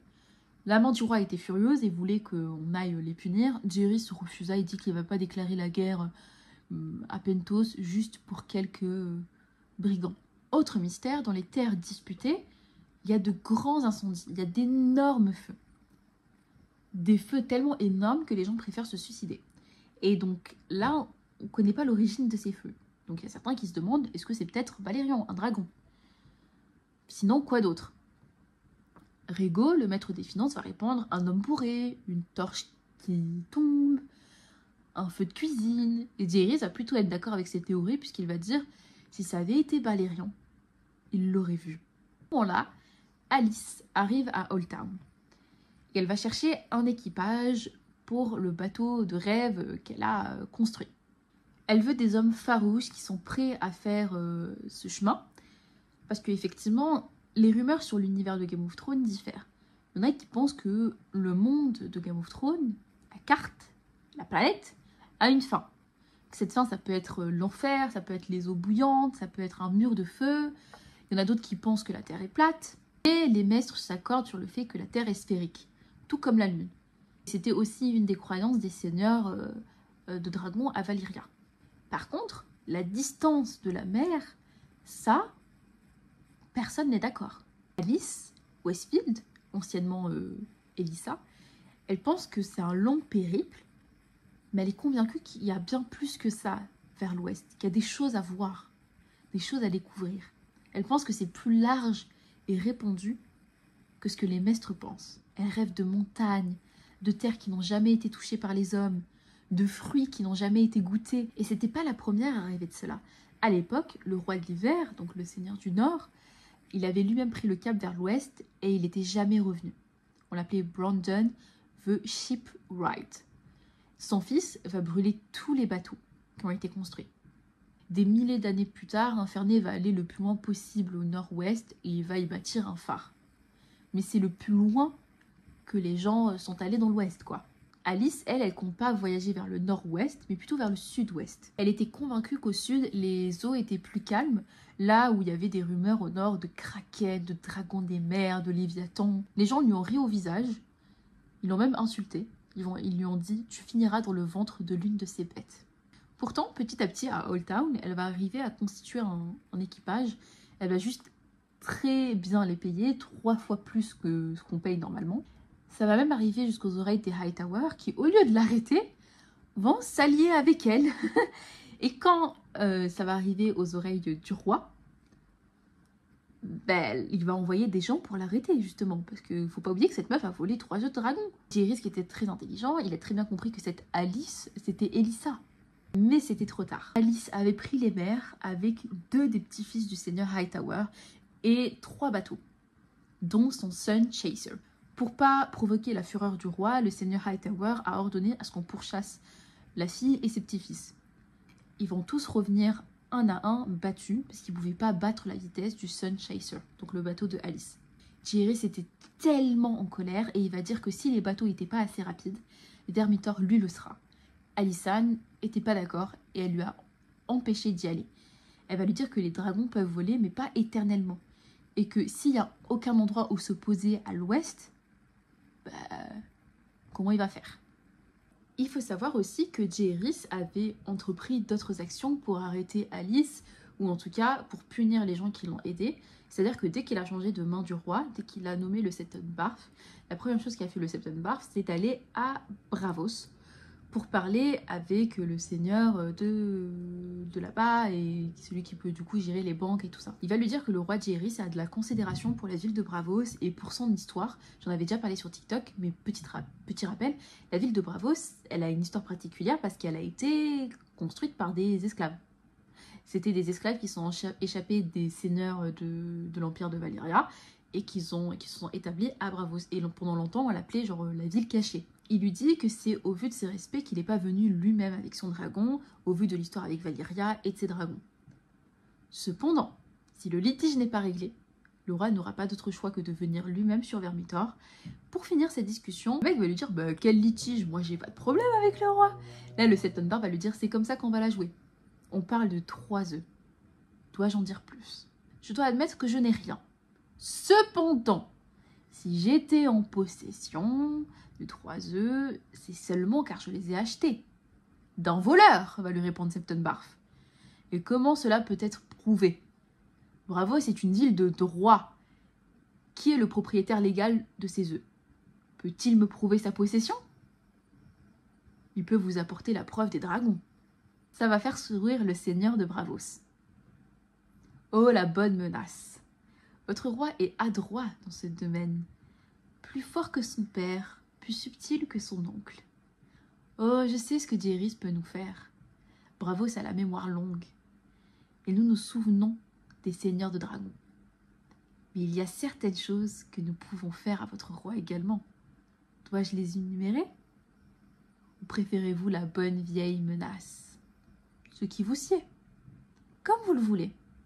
Votre roi peut brûler ma ville. Jusqu'à en faire des cendres. Je n'en doute pas. Des dizaines de milliers mourants. Femmes, hommes, enfants. Je n'ai pas le pouvoir de détruire Westeros. Les armes que j'engagerai fuiront devant vos chevaliers. Mes bateaux resteront en mer un moment, mais ils sont faits de bois et le bois brûle. Cependant, il y a dans cette ville une certaine coopération, disons-le, dont les membres sont extrêmement doués dans leur profession. Ils ne peuvent pas détruire King's Landing, ni parsemer ces rues de cadavres, mais ils peuvent tuer un petit nombre de personnes particulièrement bien choisies. Sa Majesté est gardée nuit et jour par la garde royale. Chevalier, oui. Tout comme l'homme qui vous attend dehors, si tant est qu'il est encore dehors. Et si je vous disais que Gilles est déjà mort? La Parf, il tente de se lever précipitamment, il va l'en empêcher. Il va lui dire « Non, je vous prie, pas besoin de se presser. » J'ai dit « Si, je l'ai considéré. Ce sont les plus doués, comme je l'ai dit précédemment. Si je l'avais fait, c'est que vous aurez agi imprudemment. Et que d'autres innocents sont morts.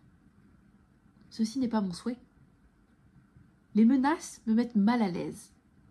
Les Westerosis sont peut-être des guerriers, mais nous, les Braavosi, sommes des commerçants. Faisons du commerce. Que proposez-vous? Je n'ai pas les œufs. Et vous ne pouvez pas prouver le contraire.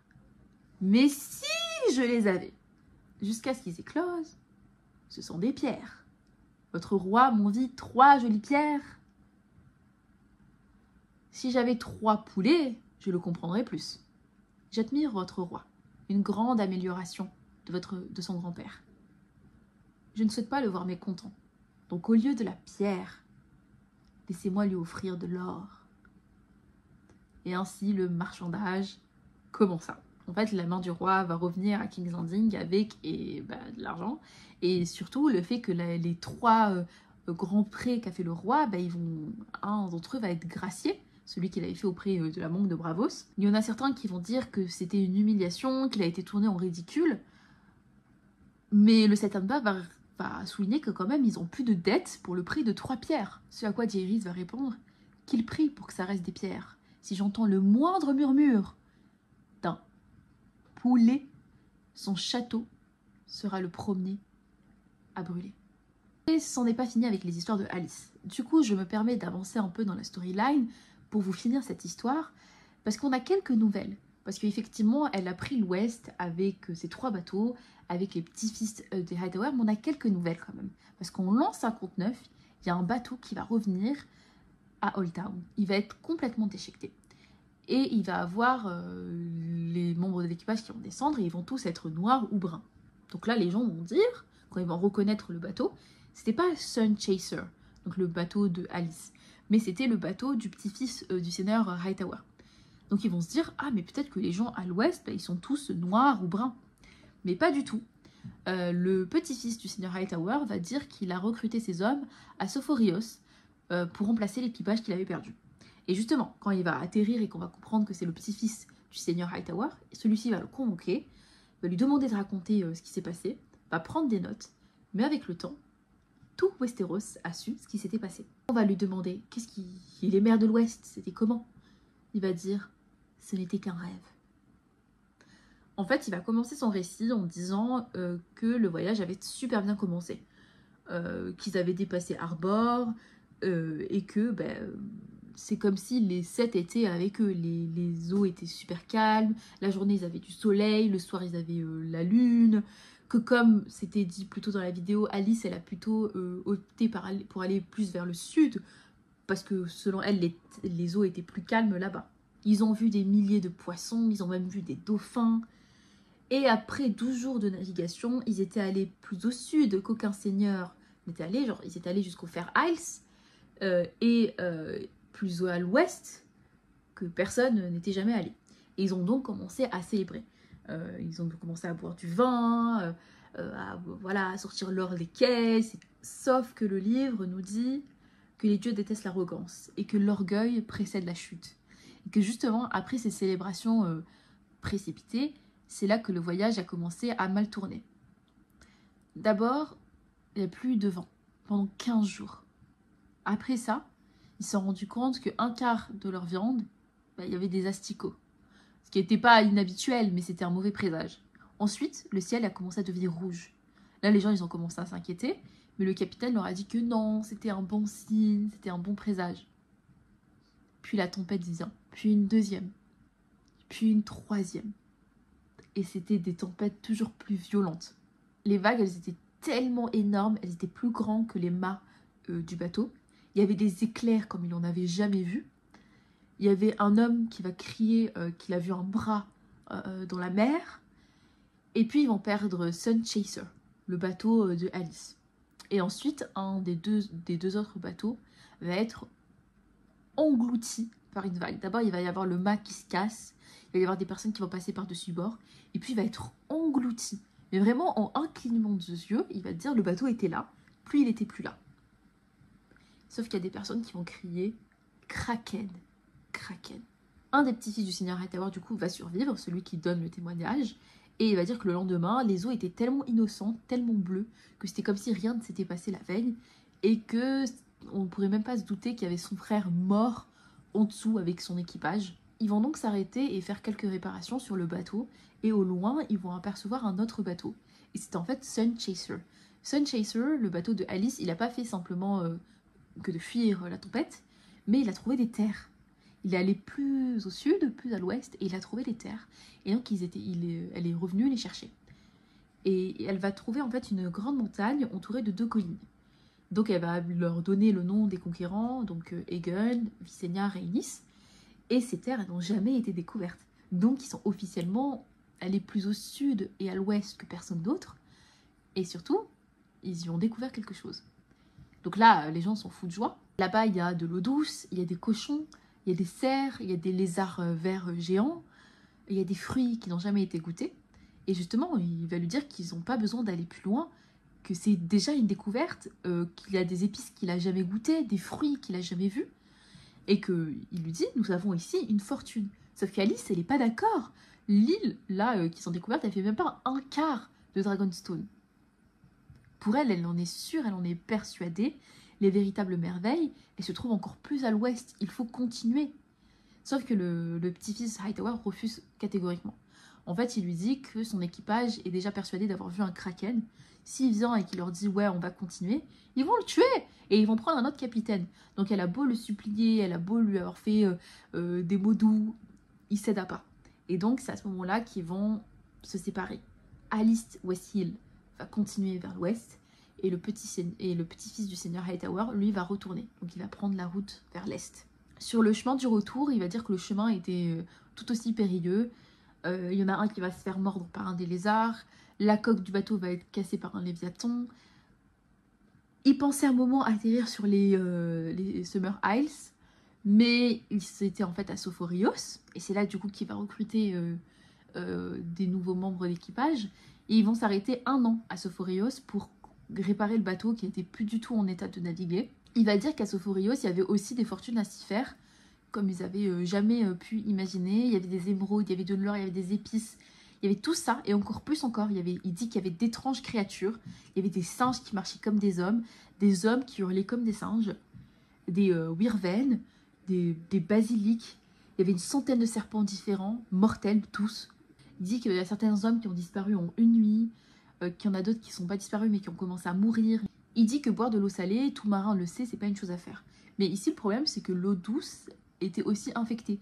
En fait il y avait des petits asticots et tu pouvais pas voir à l'œil nu, et du coup quand tu vas boire, ces asticots vont pondre des œufs en toi. Et du coup tu vas mourir. Il dit qu'à chaque fois ces hommes tombaient malades, qu'ils avaient de la fièvre. C'est vraiment les habitants de Sophorios qui les ont aidés. Et donc ils ont pu reconstruire leur bateau et revenir à Old Town. Et c'est ainsi que s'arrêtent les aventures de Alice Westhill. On ne sait pas du tout ce qu'elle est devenue.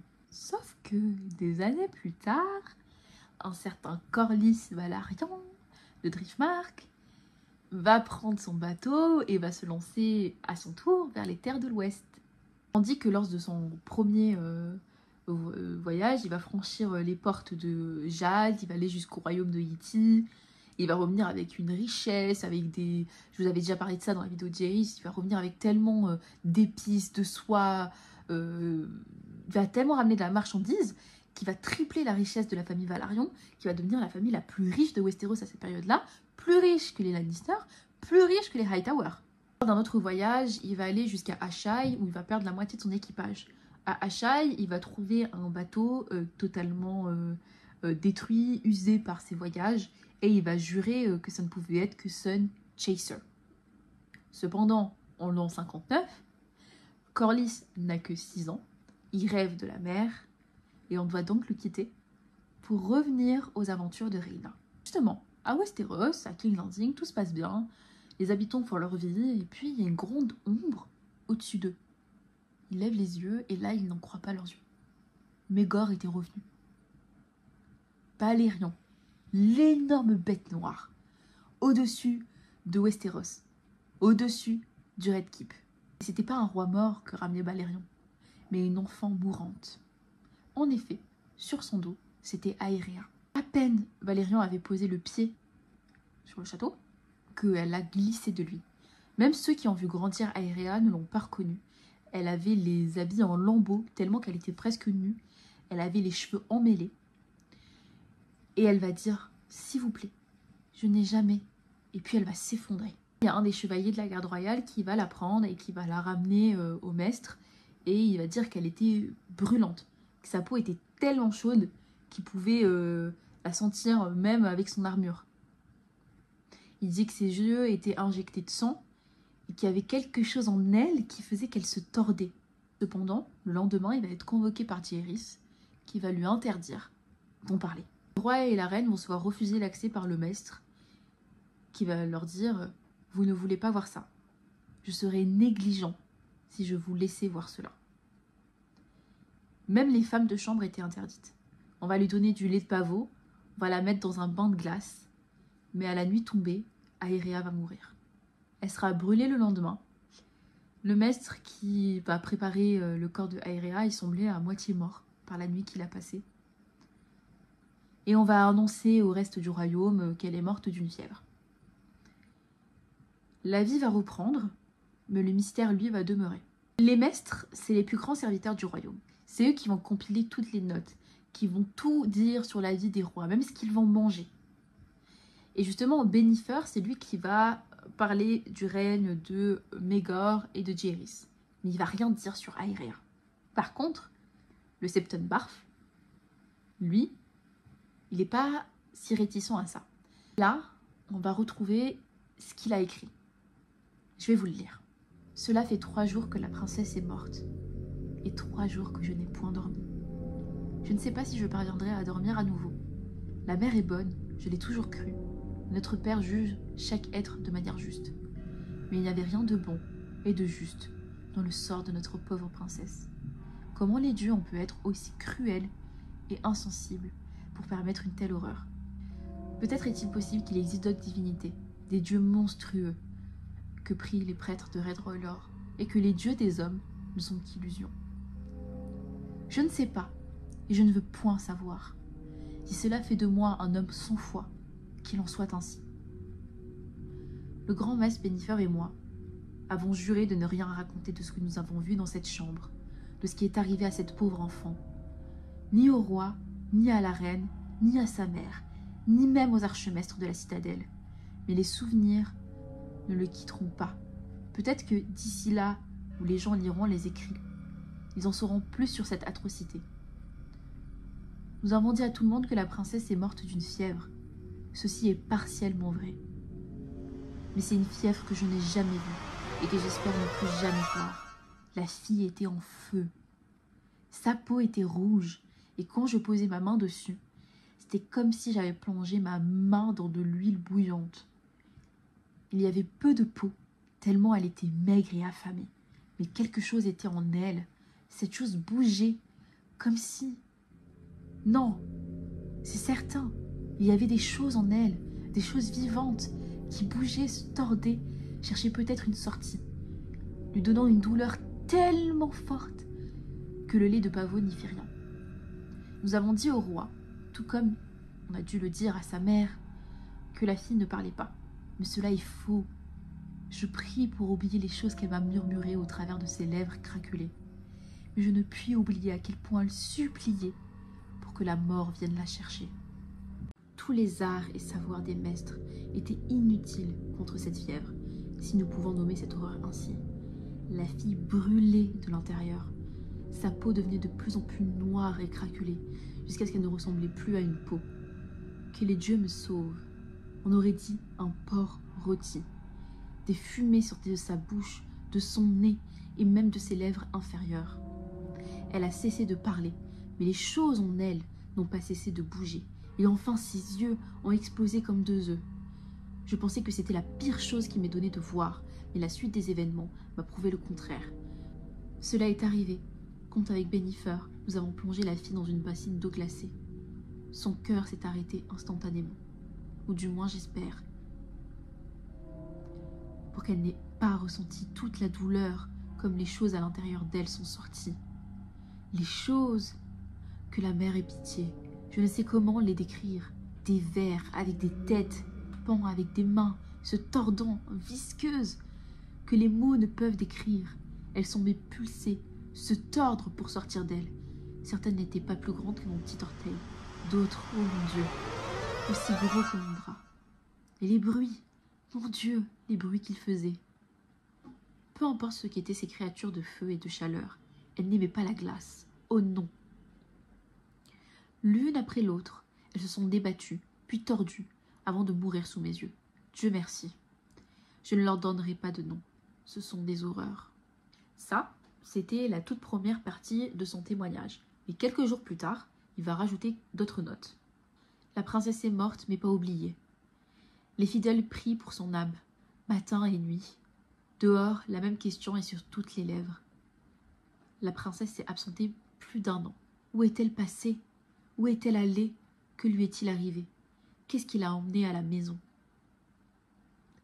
Est-ce que c'était Balarion à Astapor? Non et non. Que des fantaisies.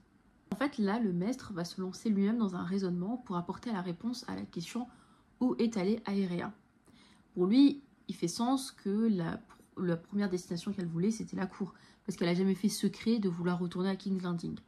Ensuite, il y a l'option de Old Town, parce qu'il y a sa sœur là-bas, et il y a l'option aussi des Fair Isles. Il dit aussi qu'elle a potentiellement eu envie d'aller à Essos, puisque vu qu'elle avait une certaine rancœur avec sa mère, un de ses objectifs aurait été de s'éloigner le plus possible d'elle, et quoi de mieux que Essos. Cependant, comme il souligne, on n'a pas vu un seul dragon là-bas.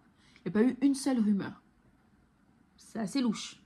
Et c'est là où le maître va en venir. On se pose pour lui la mauvaise question. Aeria, c'est qu'une gamine de 13 ans. Elle est assez timide parfois.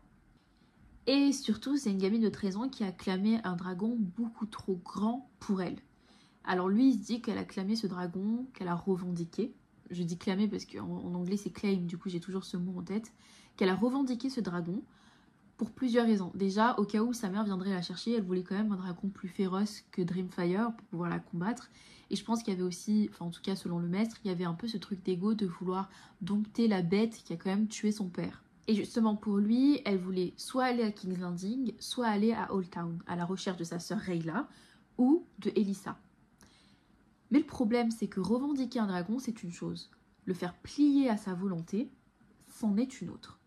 Donc la vraie question à se poser, c'est pas où est-ce que Aeria a emmené Balerion, mais où est-ce que Balerion a emmené Aeria. Pour lui, il n'y a qu'une seule réponse qui fait sens. Valeria. Il dit qu'il ne faut pas oublier que Balerion est quand même venu avec Einar et Taenys the Dreamer. Je vous en avais parlé vite fait dans la vidéo sur Aegon le Conquérant. Que même si c'était le dragon le plus jeune des 5 dragons qui étaient venus avec les Targaryens qui ont fui Valyria avant le fléau, reste que ce dragon a connu Valyria. Et ça reste la seule créature aujourd'hui vivante qui l'a connue.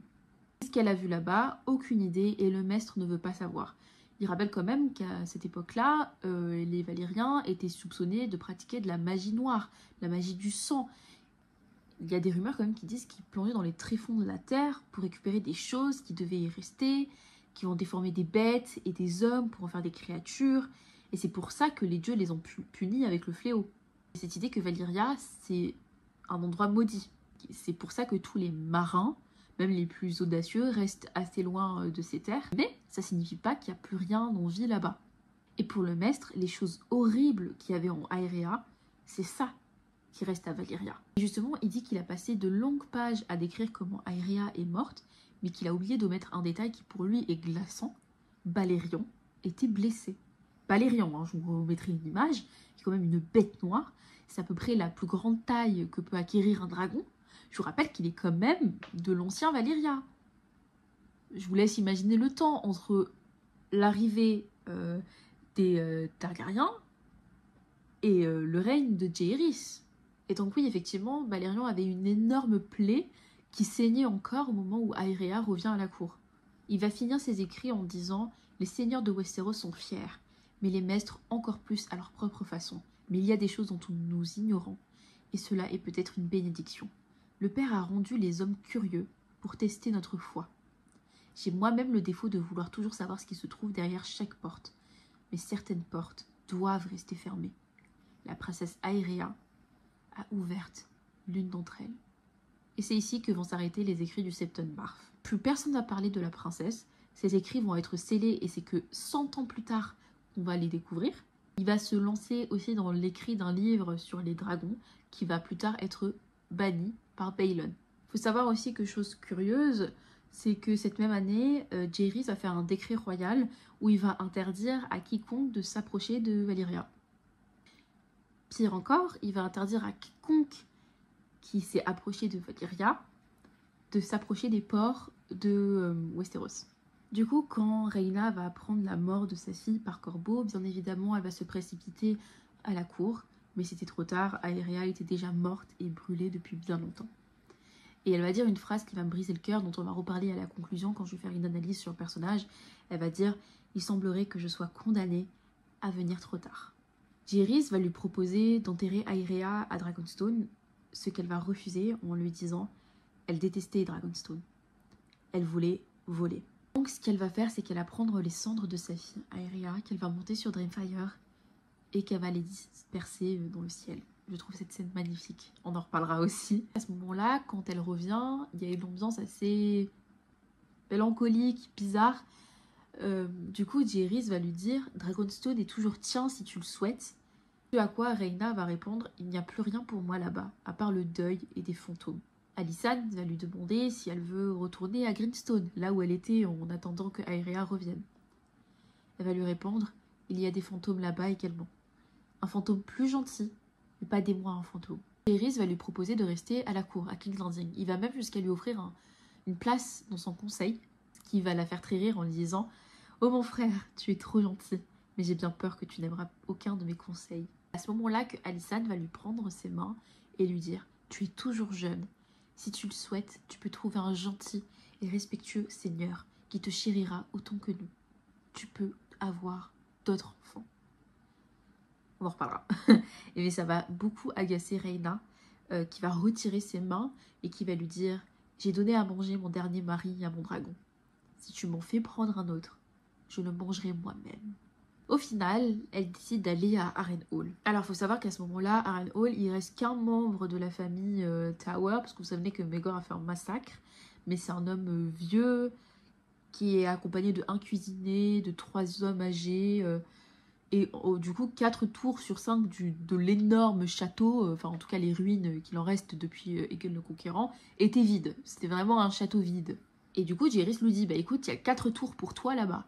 Elle va rire et va lui dire, une suffira, j'en suis certaine. J'ai encore moins d'un fer que lui. Ce à quoi Alysanne va lui souligner, il y a aussi des fantômes à Harrenhal. Rhaena va lui répondre, ce ne sont pas mes fantômes. Ils ne me troubleront pas. C'est ainsi que Rhaena, fille d'un roi, femme de 2, sœur d'un 3e, va passer ses dernières années dans la tour de la veuve à Harrenhal. Ce qui est assez marrant, c'est que tout près d'elle, il va y avoir un seigneur qui a le nom du roi qui a tué son mari, puisqu'en effet il s'appelle Maegor, et qui vont nouer tous les deux une certaine amitié. Après la mort de ce seigneur, elle va prendre les peu d'hommes qui l'entouraient, dont sa propre cour, on va dire, à son service, jusqu'à sa mort en 73. À la fin de sa vie, elle avait les cheveux totalement blancs, mais pas le joli blond des Targaryens, vraiment le blond de la vieillesse. Et elle chevauchait toujours Dreamfire, donc elle a fini sa vie avec Dreamfire, comme elle a commencé sa vie avec. Il faut savoir que les gens avaient peur d'elle, la prenaient pour une sorcière, détail que j'adore, on en reparlera à la fin, et qui ne la voyaient même pas quand ils venaient demander l'hospitalité à Harrenhal.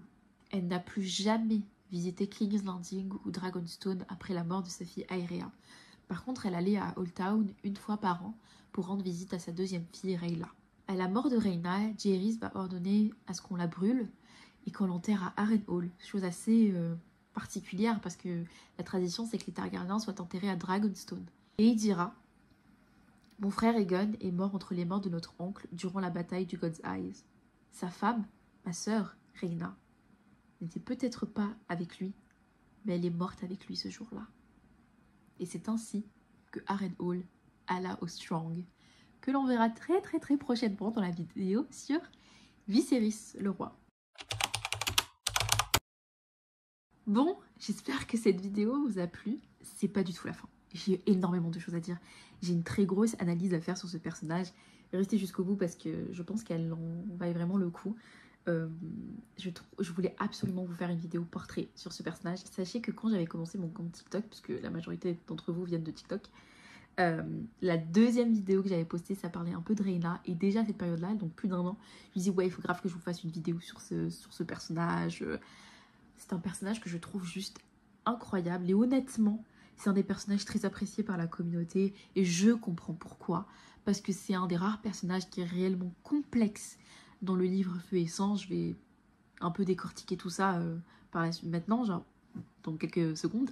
Mais vraiment, je trouve ce personnage beau, tragique. Je trouve qu'elle exprime super bien le deuil, la maternité, ce que c'est que d'être une femme dans cette société. J'adore, j'adore, j'adore. Je voudrais prendre comme point de départ une des phrases qui fait que Alysanne est un personnage énormément détesté dans cette communauté. Et ça tombe bien parce que vous avez la mémoire fraîche, puisque c'était vraiment là dans la dernière partie. Quand Rhaena arrive à King's Landing et qu'elle apprend que sa fille Aerea est morte, il y a une longue discussion qui se lance avec son frère et dans lequel elle refuse de revenir à la cour, elle refuse de retourner à Dragonstone, elle refuse de rester à Greenstone parce qu'il y a un peu les fantômes de ses anciens amis, des gens qu'elle a aimés qui la hantent là-bas. Et à ce moment-là, Alysanne lui prend la main et lui dit ce n'est pas trop tard, il y aura un homme qui va te chérir comme nous on te chérit et tu peux toujours avoir d'autres enfants. Sachez que cette phrase fait que Alysanne est détestée dans cette communauté, dans la communauté de Game of Thrones, Tout le monde dit que c'était une connasse de dire ça à une mère qui vient de perdre son enfant, de ouais, mais t'inquiète, tu peux en avoir d'autres. Je suis absolument pas d'accord. Je suis absolument pas d'accord. Et de toute façon, je trouve que Alysanne est un des personnages qui s'en prend le plus la gueule pour pas de raison valable. La seule vraiment raison valable, c'est sa fille, son comportement avec sa fille Viscera. Et encore, je trouve pas que ça vaut une telle haine quand on a une telle compassion pour d'autres personnages. Hein. Vous voyez très bien de qui je parle. Visenya, Daemon, ok. Moi, j'adore cette phrase. Et je pense que dire que Alysanne est une connasse d'avoir dit ça, c'est ni avoir compris le personnage de Alysanne, ni avoir compris le personnage de Rhaena, et à quel moment de sa vie elle en est à ce passage-là. Je vais tenter d'expliquer pour moi. Pour moi, s'il y a une phrase qui résume l'état mental de Rhaena à cette scène-là, et ce qui fait que sa sœur Alysanne va lui dire ça, c'est la phrase qu'elle dit dès qu'elle pose le pied à la cour et qu'on lui dit que sa fille Aerea est morte. Elle dit « Il semblerait que je suis condamnée à arriver trop tard. » Elle fait référence au fait que quand elle était venue, quand on l'avait appelée pour sa mère, ben, sa mère était déjà morte dès qu'elle arrive. Et ça résume un peu toute la mentalité, la vision qu'a Rhaena de sa vie, de sa personne. Elle pense qu'elle est bloquée dans une sorte de fatalité. Sa vie, sa situation est fatalitaire. Et ça, c'est aussi ce que comprend Alysanne dans ce dialogue-là avec Jaehaerys et sa sœur Rhaena. Elle comprend que Rhaena est dépressive, qu'elle pense qu'elle ne peut pas être heureuse. C'est pas qu'elle ne veut pas, qu'elle ne peut pas être heureuse. Elle pense qu'elle est dans l'impossibilité d'atteindre le bonheur dans sa vie à ce stade-là de cette vie. Elle pense qu'elle ne peut pas être heureuse, c'est fini. Elle le dit hein, à ce moment-là, je ne veux pas être à la cour. Je ne veux pas d'un siège dans le conseil. Je ne veux pas aller à Greenstone. Je ne veux pas aller à Dragonstone. Je ne veux rien. Donc à ce moment-là, Rhaena pense être maudite. Elle le dit, je suis condamnée. Condamnée, c'est un mot fort. C'est quelque chose qui évoque le fait qu'on n'a pas d'échappatoire. Donc elle pense qu'elle est condamnée à être seule. Seule, elle est condamnée à être triste, condamnée à être malheureuse, à ne jamais atteindre le bonheur. Et ça, c'est... Je vais vous expliquer pourquoi elle arrive à ce stade-là après. Mais et ça c'est... Elle a eu cette confirmation tout au long de sa vie, parce que toutes les personnes qu'elle aimait et qu'elle a essayé de garder dans sa vie, ça n'a pas marché. Elissa, sa meilleure amie, elle a essayé de la faire rester à Dragonstone, ça n'a pas réussi, elle est quand même partie, en plus elle a trahi en partant. Sa fille, elle a essayé de la retenir du mieux qu'elle pouvait, ça n'a pas marché, sa fille aussi est partie, sa fille aussi s'en est enfuie. Ce qu'elle veut, vu qu'elle sait qu'elle ne peut pas accéder à ce bonheur, que c'est impossible, s'isoler, c'est ça qu'elle veut. Elle veut être seule, malheureuse, elle veut être seule dans ce malheur. Et ça, forcément, Alysanne, vu qu'elle aime sa sœur, c'est quelque chose qu'elle ne peut accepter. Ce qu'elle lui dit, Alysanne, c'est pas que Aerea ne signifie rien. Ce qu'elle lui dit, c'est que malgré le malheur qu'elle vit, elle peut être heureuse tout de même plus tard. Ce qu'elle lui dit, c'est que t'es pas condamnée à toujours tomber sur des connards comme Maegor ou ton ex-mari Andro qui a tué toutes tes amies. Il y a sûrement un homme dehors là qui va te respecter, qui va t'aimer pour ce que t'es et qui va t'offrir ce bonheur. C'est ça qu'elle lui dit. Ce qu'elle lui dit de manière plus générale, c'est qu'elle peut toujours être heureuse malgré tous les malheurs de sa vie et malgré la mort de Aerea. Mais pas que Aerea ne signifie rien. C'est un message d'espoir qu'elle envoie. Ce qu'elle essaie, c'est de réconforter sa sœur. Je ne dis pas que c'était bienvenu. Je ne dis pas que c'était bien fait. Je ne dis pas que c'était pas maladroit. Bien sûr que ça ne se dit pas à une femme qui vient de perdre son enfant, tu peux avoir d'autres enfants. Mais je dis juste qu'il faut essayer aussi de mettre du contexte et d'essayer de comprendre ce qui pousse Alysanne à dire ça. Parce qu'il y a beaucoup de gens qui disent bah après Alysanne, quand elle a perdu 10 de ses enfants, c'était son karma. Ben moi, je ne suis pas d'accord. En fait, le truc, c'est que c'est un message d'espoir. Qu'elle cherche à réconforter Rhaena. Mais ce qu'elle n'a pas compris, c'est que Rhaena ne veut pas être réconfortée. Rhaena ne veut pas être heureuse. Rhaena ne veut pas être aimée. La seule chose que veut Rhaena, c'est être seule. Et ça, il y a plein d'indices tout au long de l'histoire que je vous ai raconté qui le montrent. Déjà, quand Alysanne vient après la mort du mari de Rhaena pour essayer de la réconforter. Là, le message que l'on voit Rhaena, c'est non, je ne veux pas.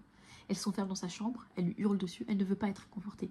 De même, quand Aerea disparaît, souvenez-vous, je vous ai parlé qu'il y a des gens qui disaient qu'elle allait dans des forêts, qu'elle allait dans des endroits en fait qui n'étaient pas habités, et que du coup les gens se posaient même la question si elle cherchait vraiment Aerea ou si elle cherchait tout simplement à être seule. Cette quête de solitude, d'être seule face à son malheur, à cette fatalité, c'est le message qu'on voit Rhaena tout au long, juste après Maegor. Elle ne veut pas être réconfortée, elle veut être seule. Et justement, Maegor, c'est le mot. Pourquoi est-ce que ces deux femmes ont ces deux visions totalement opposées? Parce que ces deux femmes ont un vécu totalement opposé. Souvenez-vous, quand Maegor prend le pouvoir, Rhaena est âgée. Rhaena est déjà mariée. Donc Rhaena, elle a vécu pleinement l'atrocité de Maegor. Faut pas oublier que son mari et son frère ont été tués par Maegor. Elle a été mariée de force par Maegor, donc elle a été violée toutes les nuits par Maegor. Elle a dû vivre dans la peur parce que ses filles étaient captives de Maegor. Tout ça, elle a vécu ce que le pire qu'une femme peut vivre, elle l'a vécu. Elle a vécu l'horreur même de la vie. Alysanne, c'est différent. Quand Maegor prend le pouvoir, elle est trop jeune pour cela, pour comprendre les atrocités de Maegor. Elle voit qu'il y a un truc qui se passe, qui n'est pas normal. C'est dit, comme je vous avais dit dans la vidéo sur Jaehaerys, elle a vu la noirceur de la cour, à quel point c'était terne, que les gens n'étaient pas heureux. Mais elle n'a pas vécu l'atrocité même, elle n'a pas vécu la peur au ventre, comme Alyssa, sa mère, et sa sœur Rhaena. Ce qui fait que, quand la vie de Rhaena devient de plus en plus tragique, c'est-à-dire avec un beau début, mais une fin atroce. Parce que souvenez-vous quand même, au début, je vous parle d'une fille dont le conquérant pleure quand il la voit, d'une fille qui vainc sa timidité avec son dragon Dreamfire, qui épouse son frère sans rechigner, qui a une belle vie, qui a des amis qui l'entourent, qui va être la future reine, à une fille dont son mari se fait brutalement tuer par son oncle, que son oncle la force à l'épouser, qui doit être séparée de sa fille. On a cette fille-là qui a une vie incroyable et qui devient de plus en plus tragique, à une fille comme Alysanne qui a un début assez difficile, une partie de son enfance se passe aux côtés de Maegor, mais qui connaît un tournant incroyable. C'est-à-dire qu'après Maegor, c'est quand même son frère qui prend le pouvoir, qui apparaît comme un chevalier, qui se proclame roi, et ça marche. Il réussit à renverser le pouvoir, à renverser cet oncle tyrannique, il prend le pouvoir, elle vit le grand amour, elle épouse ce frère-là, elle a plein d'enfants, elle devient une reine aimée, là où Rhaena devient détestée. C'est des chemins de vie totalement différents. Là où la vie de Rhaena est remplie de désespoir, la vie de Alysanne est remplie d'espoir. C'est donc normal que Rhaena est la fille qui a cessé d'y croire, quand Alysanne est la fille qui n'a jamais cessé d'y croire. Vous comprenez où je veux en venir? Quand je vous avais fait la vidéo sur Jaehaerys, je vous avais dit que Alysanne avait, quand elle arrive à King's Landing en tant que reine, elle se rend compte que c'est moche, qu'il n'y a rien de beau. Parce que oui, comme je vous l'ai dit, j'en reviendrai plus tard, Maegor c'est un bon à rien, je ne le cesse de répéter. Moi, la théorie, la propagande, même je dirais de la communauté, de dire que Maegor et Visenya ont sauvé la dynastie, j'y crois pas, je mets pas un penny dessus. C'est une théorie de merde que les fans ont inventée parce qu'ils refusent d'accepter l'idée que Visenya a juste pris le trône, a mis son putain de violeur de fils sur le trône par ambition. C'est tout. Et ça prouve parce que quand Alysanne prend le pouvoir et Jaehaerys, il se rend compte que la cour est moche, qu'il n'y a rien dans la cour et que Maegor et Visenya ont fait zéro effort. Et du coup, elle ramène cette joie dans la cour. Elle la ramène. Elle engage des bouffons, elle engage des danseurs, elle achète des tapisseries. Vraiment, elle ramène cette joie de vivre dans la cour. Elle y parvient. C'est vraiment... la vie d'Alysanne, c'est une vie d'espoir. Donc, dans la mentale de Alysanne, elle se dit, si j'ai pu ramener cette joie chez les gens, si j'ai pu aider tant de femmes, si j'ai pu aider tant de pauvres, tant de malheureux, si j'ai pu le faire pour la cour, pourquoi je ne pourrais pas le faire pour ma sœur?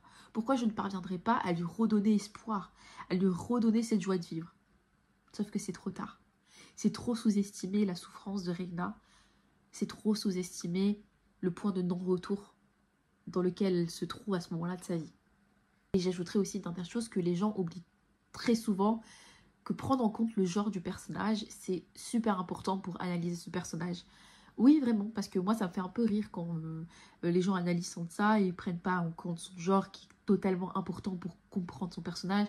Si tu oublies que c'est une jeune fille dans un univers sexiste, tu peux pas analyser ça.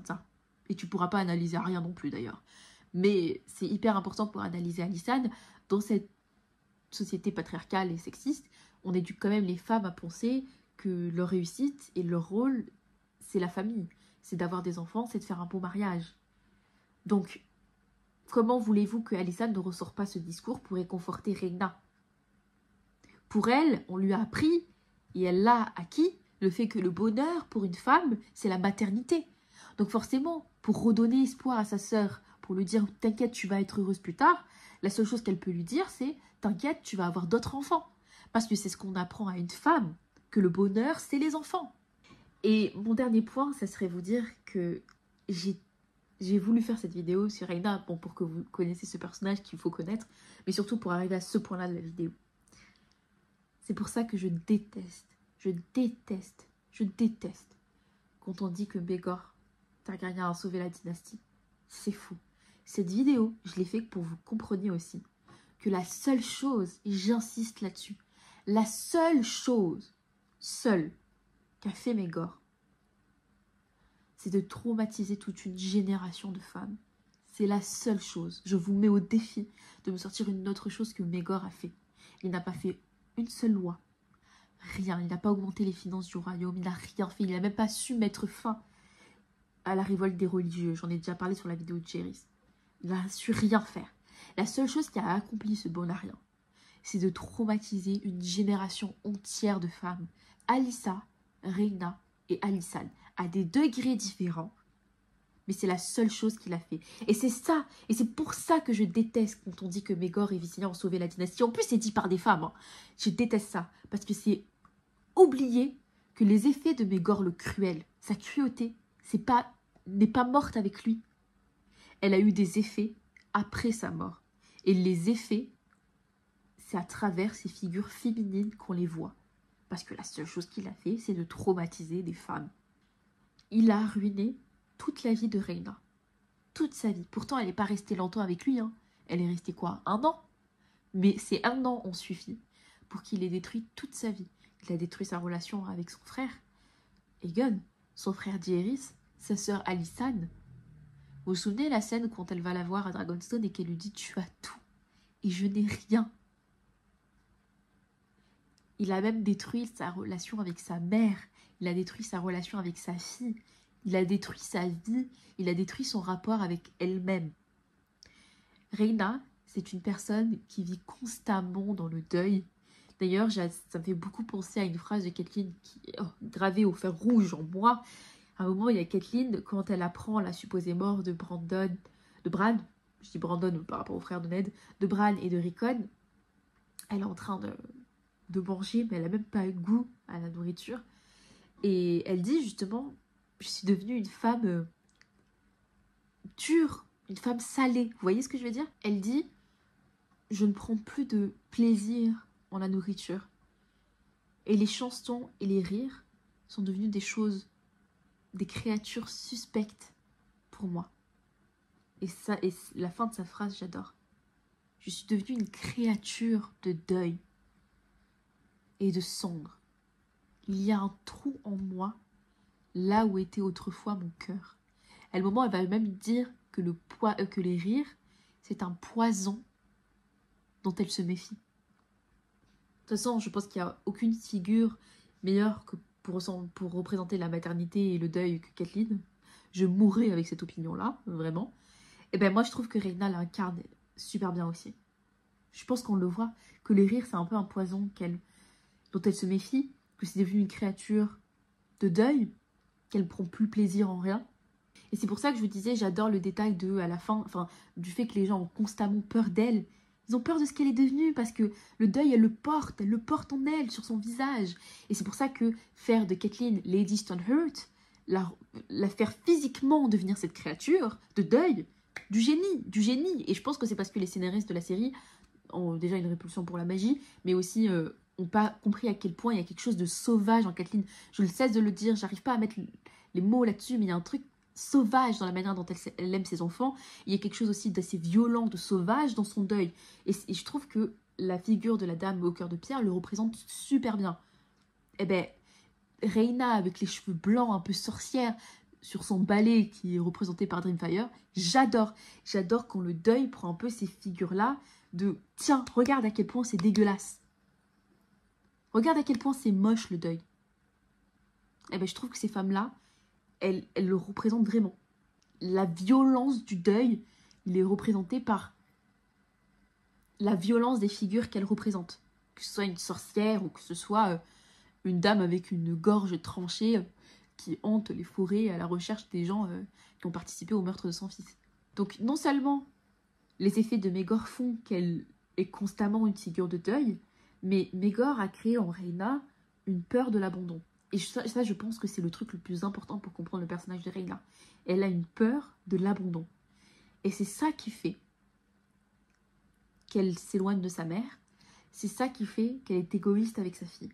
Cette peur de l'abandon, c'est la raison pour laquelle elle refuse d'aller au mariage de sa mère. Elle est en colère contre Regard de cet abandon. Parce que, comme souvenez-vous, quand je vous ai évoqué les raisons pour lesquelles elle n'aime pas Regard, c'est parce que elle estime qu'il ne s'est pas déclaré rapidement pour son frère Aegon et qu'il ne s'est même pas déclaré du tout. Pourtant, il l'a fait pour Jaehaerys. Donc, pour elle, il a soutenu sa famille trop tard.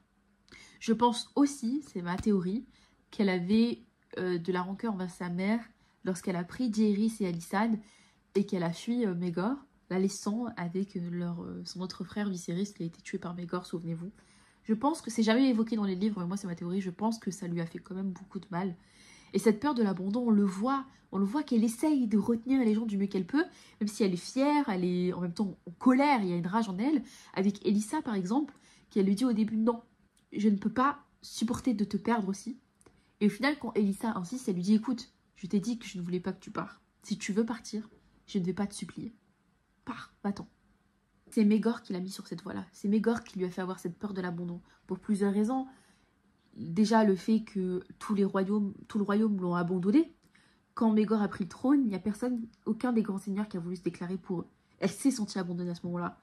Quand son mari est mort, elle s'est sentie abandonnée à ce moment-là. Quand sa mère est partie, elle s'est sentie abandonnée à ce moment-là. Et c'est pour ça qu'elle refuse à nouveau que des gens l'abandonnent. C'est pour ça qu'elle préfère que sa fille soit triste et malheureuse, mais avec elle, que heureuse sans elle. C'est égoïste. C'était une mauvaise mère. C'est ça qui rend son personnage complexe. Pareil, je ne supporte pas dans la communauté, les femmes, généralement, n'acceptent pas que les personnages qu'elles aiment peuvent avoir des défauts. Rhaena, c'est un personnage que j'adore, mais c'est une mauvaise mère. Et je vois des gens qui disent « Ouais, mais elle aimait ses enfants, ses filles. » Mais ça ne change pas que tu es une mauvaise mère. Tu peux aimer tes enfants et être une mauvaise mère. Elle aimait Aerea, bien sûr. Elle aimait Rhaena. Mais c'était une mauvaise mère. La théorie comme quoi elle les a échangés est très probable. Mais c'était une mauvaise mère.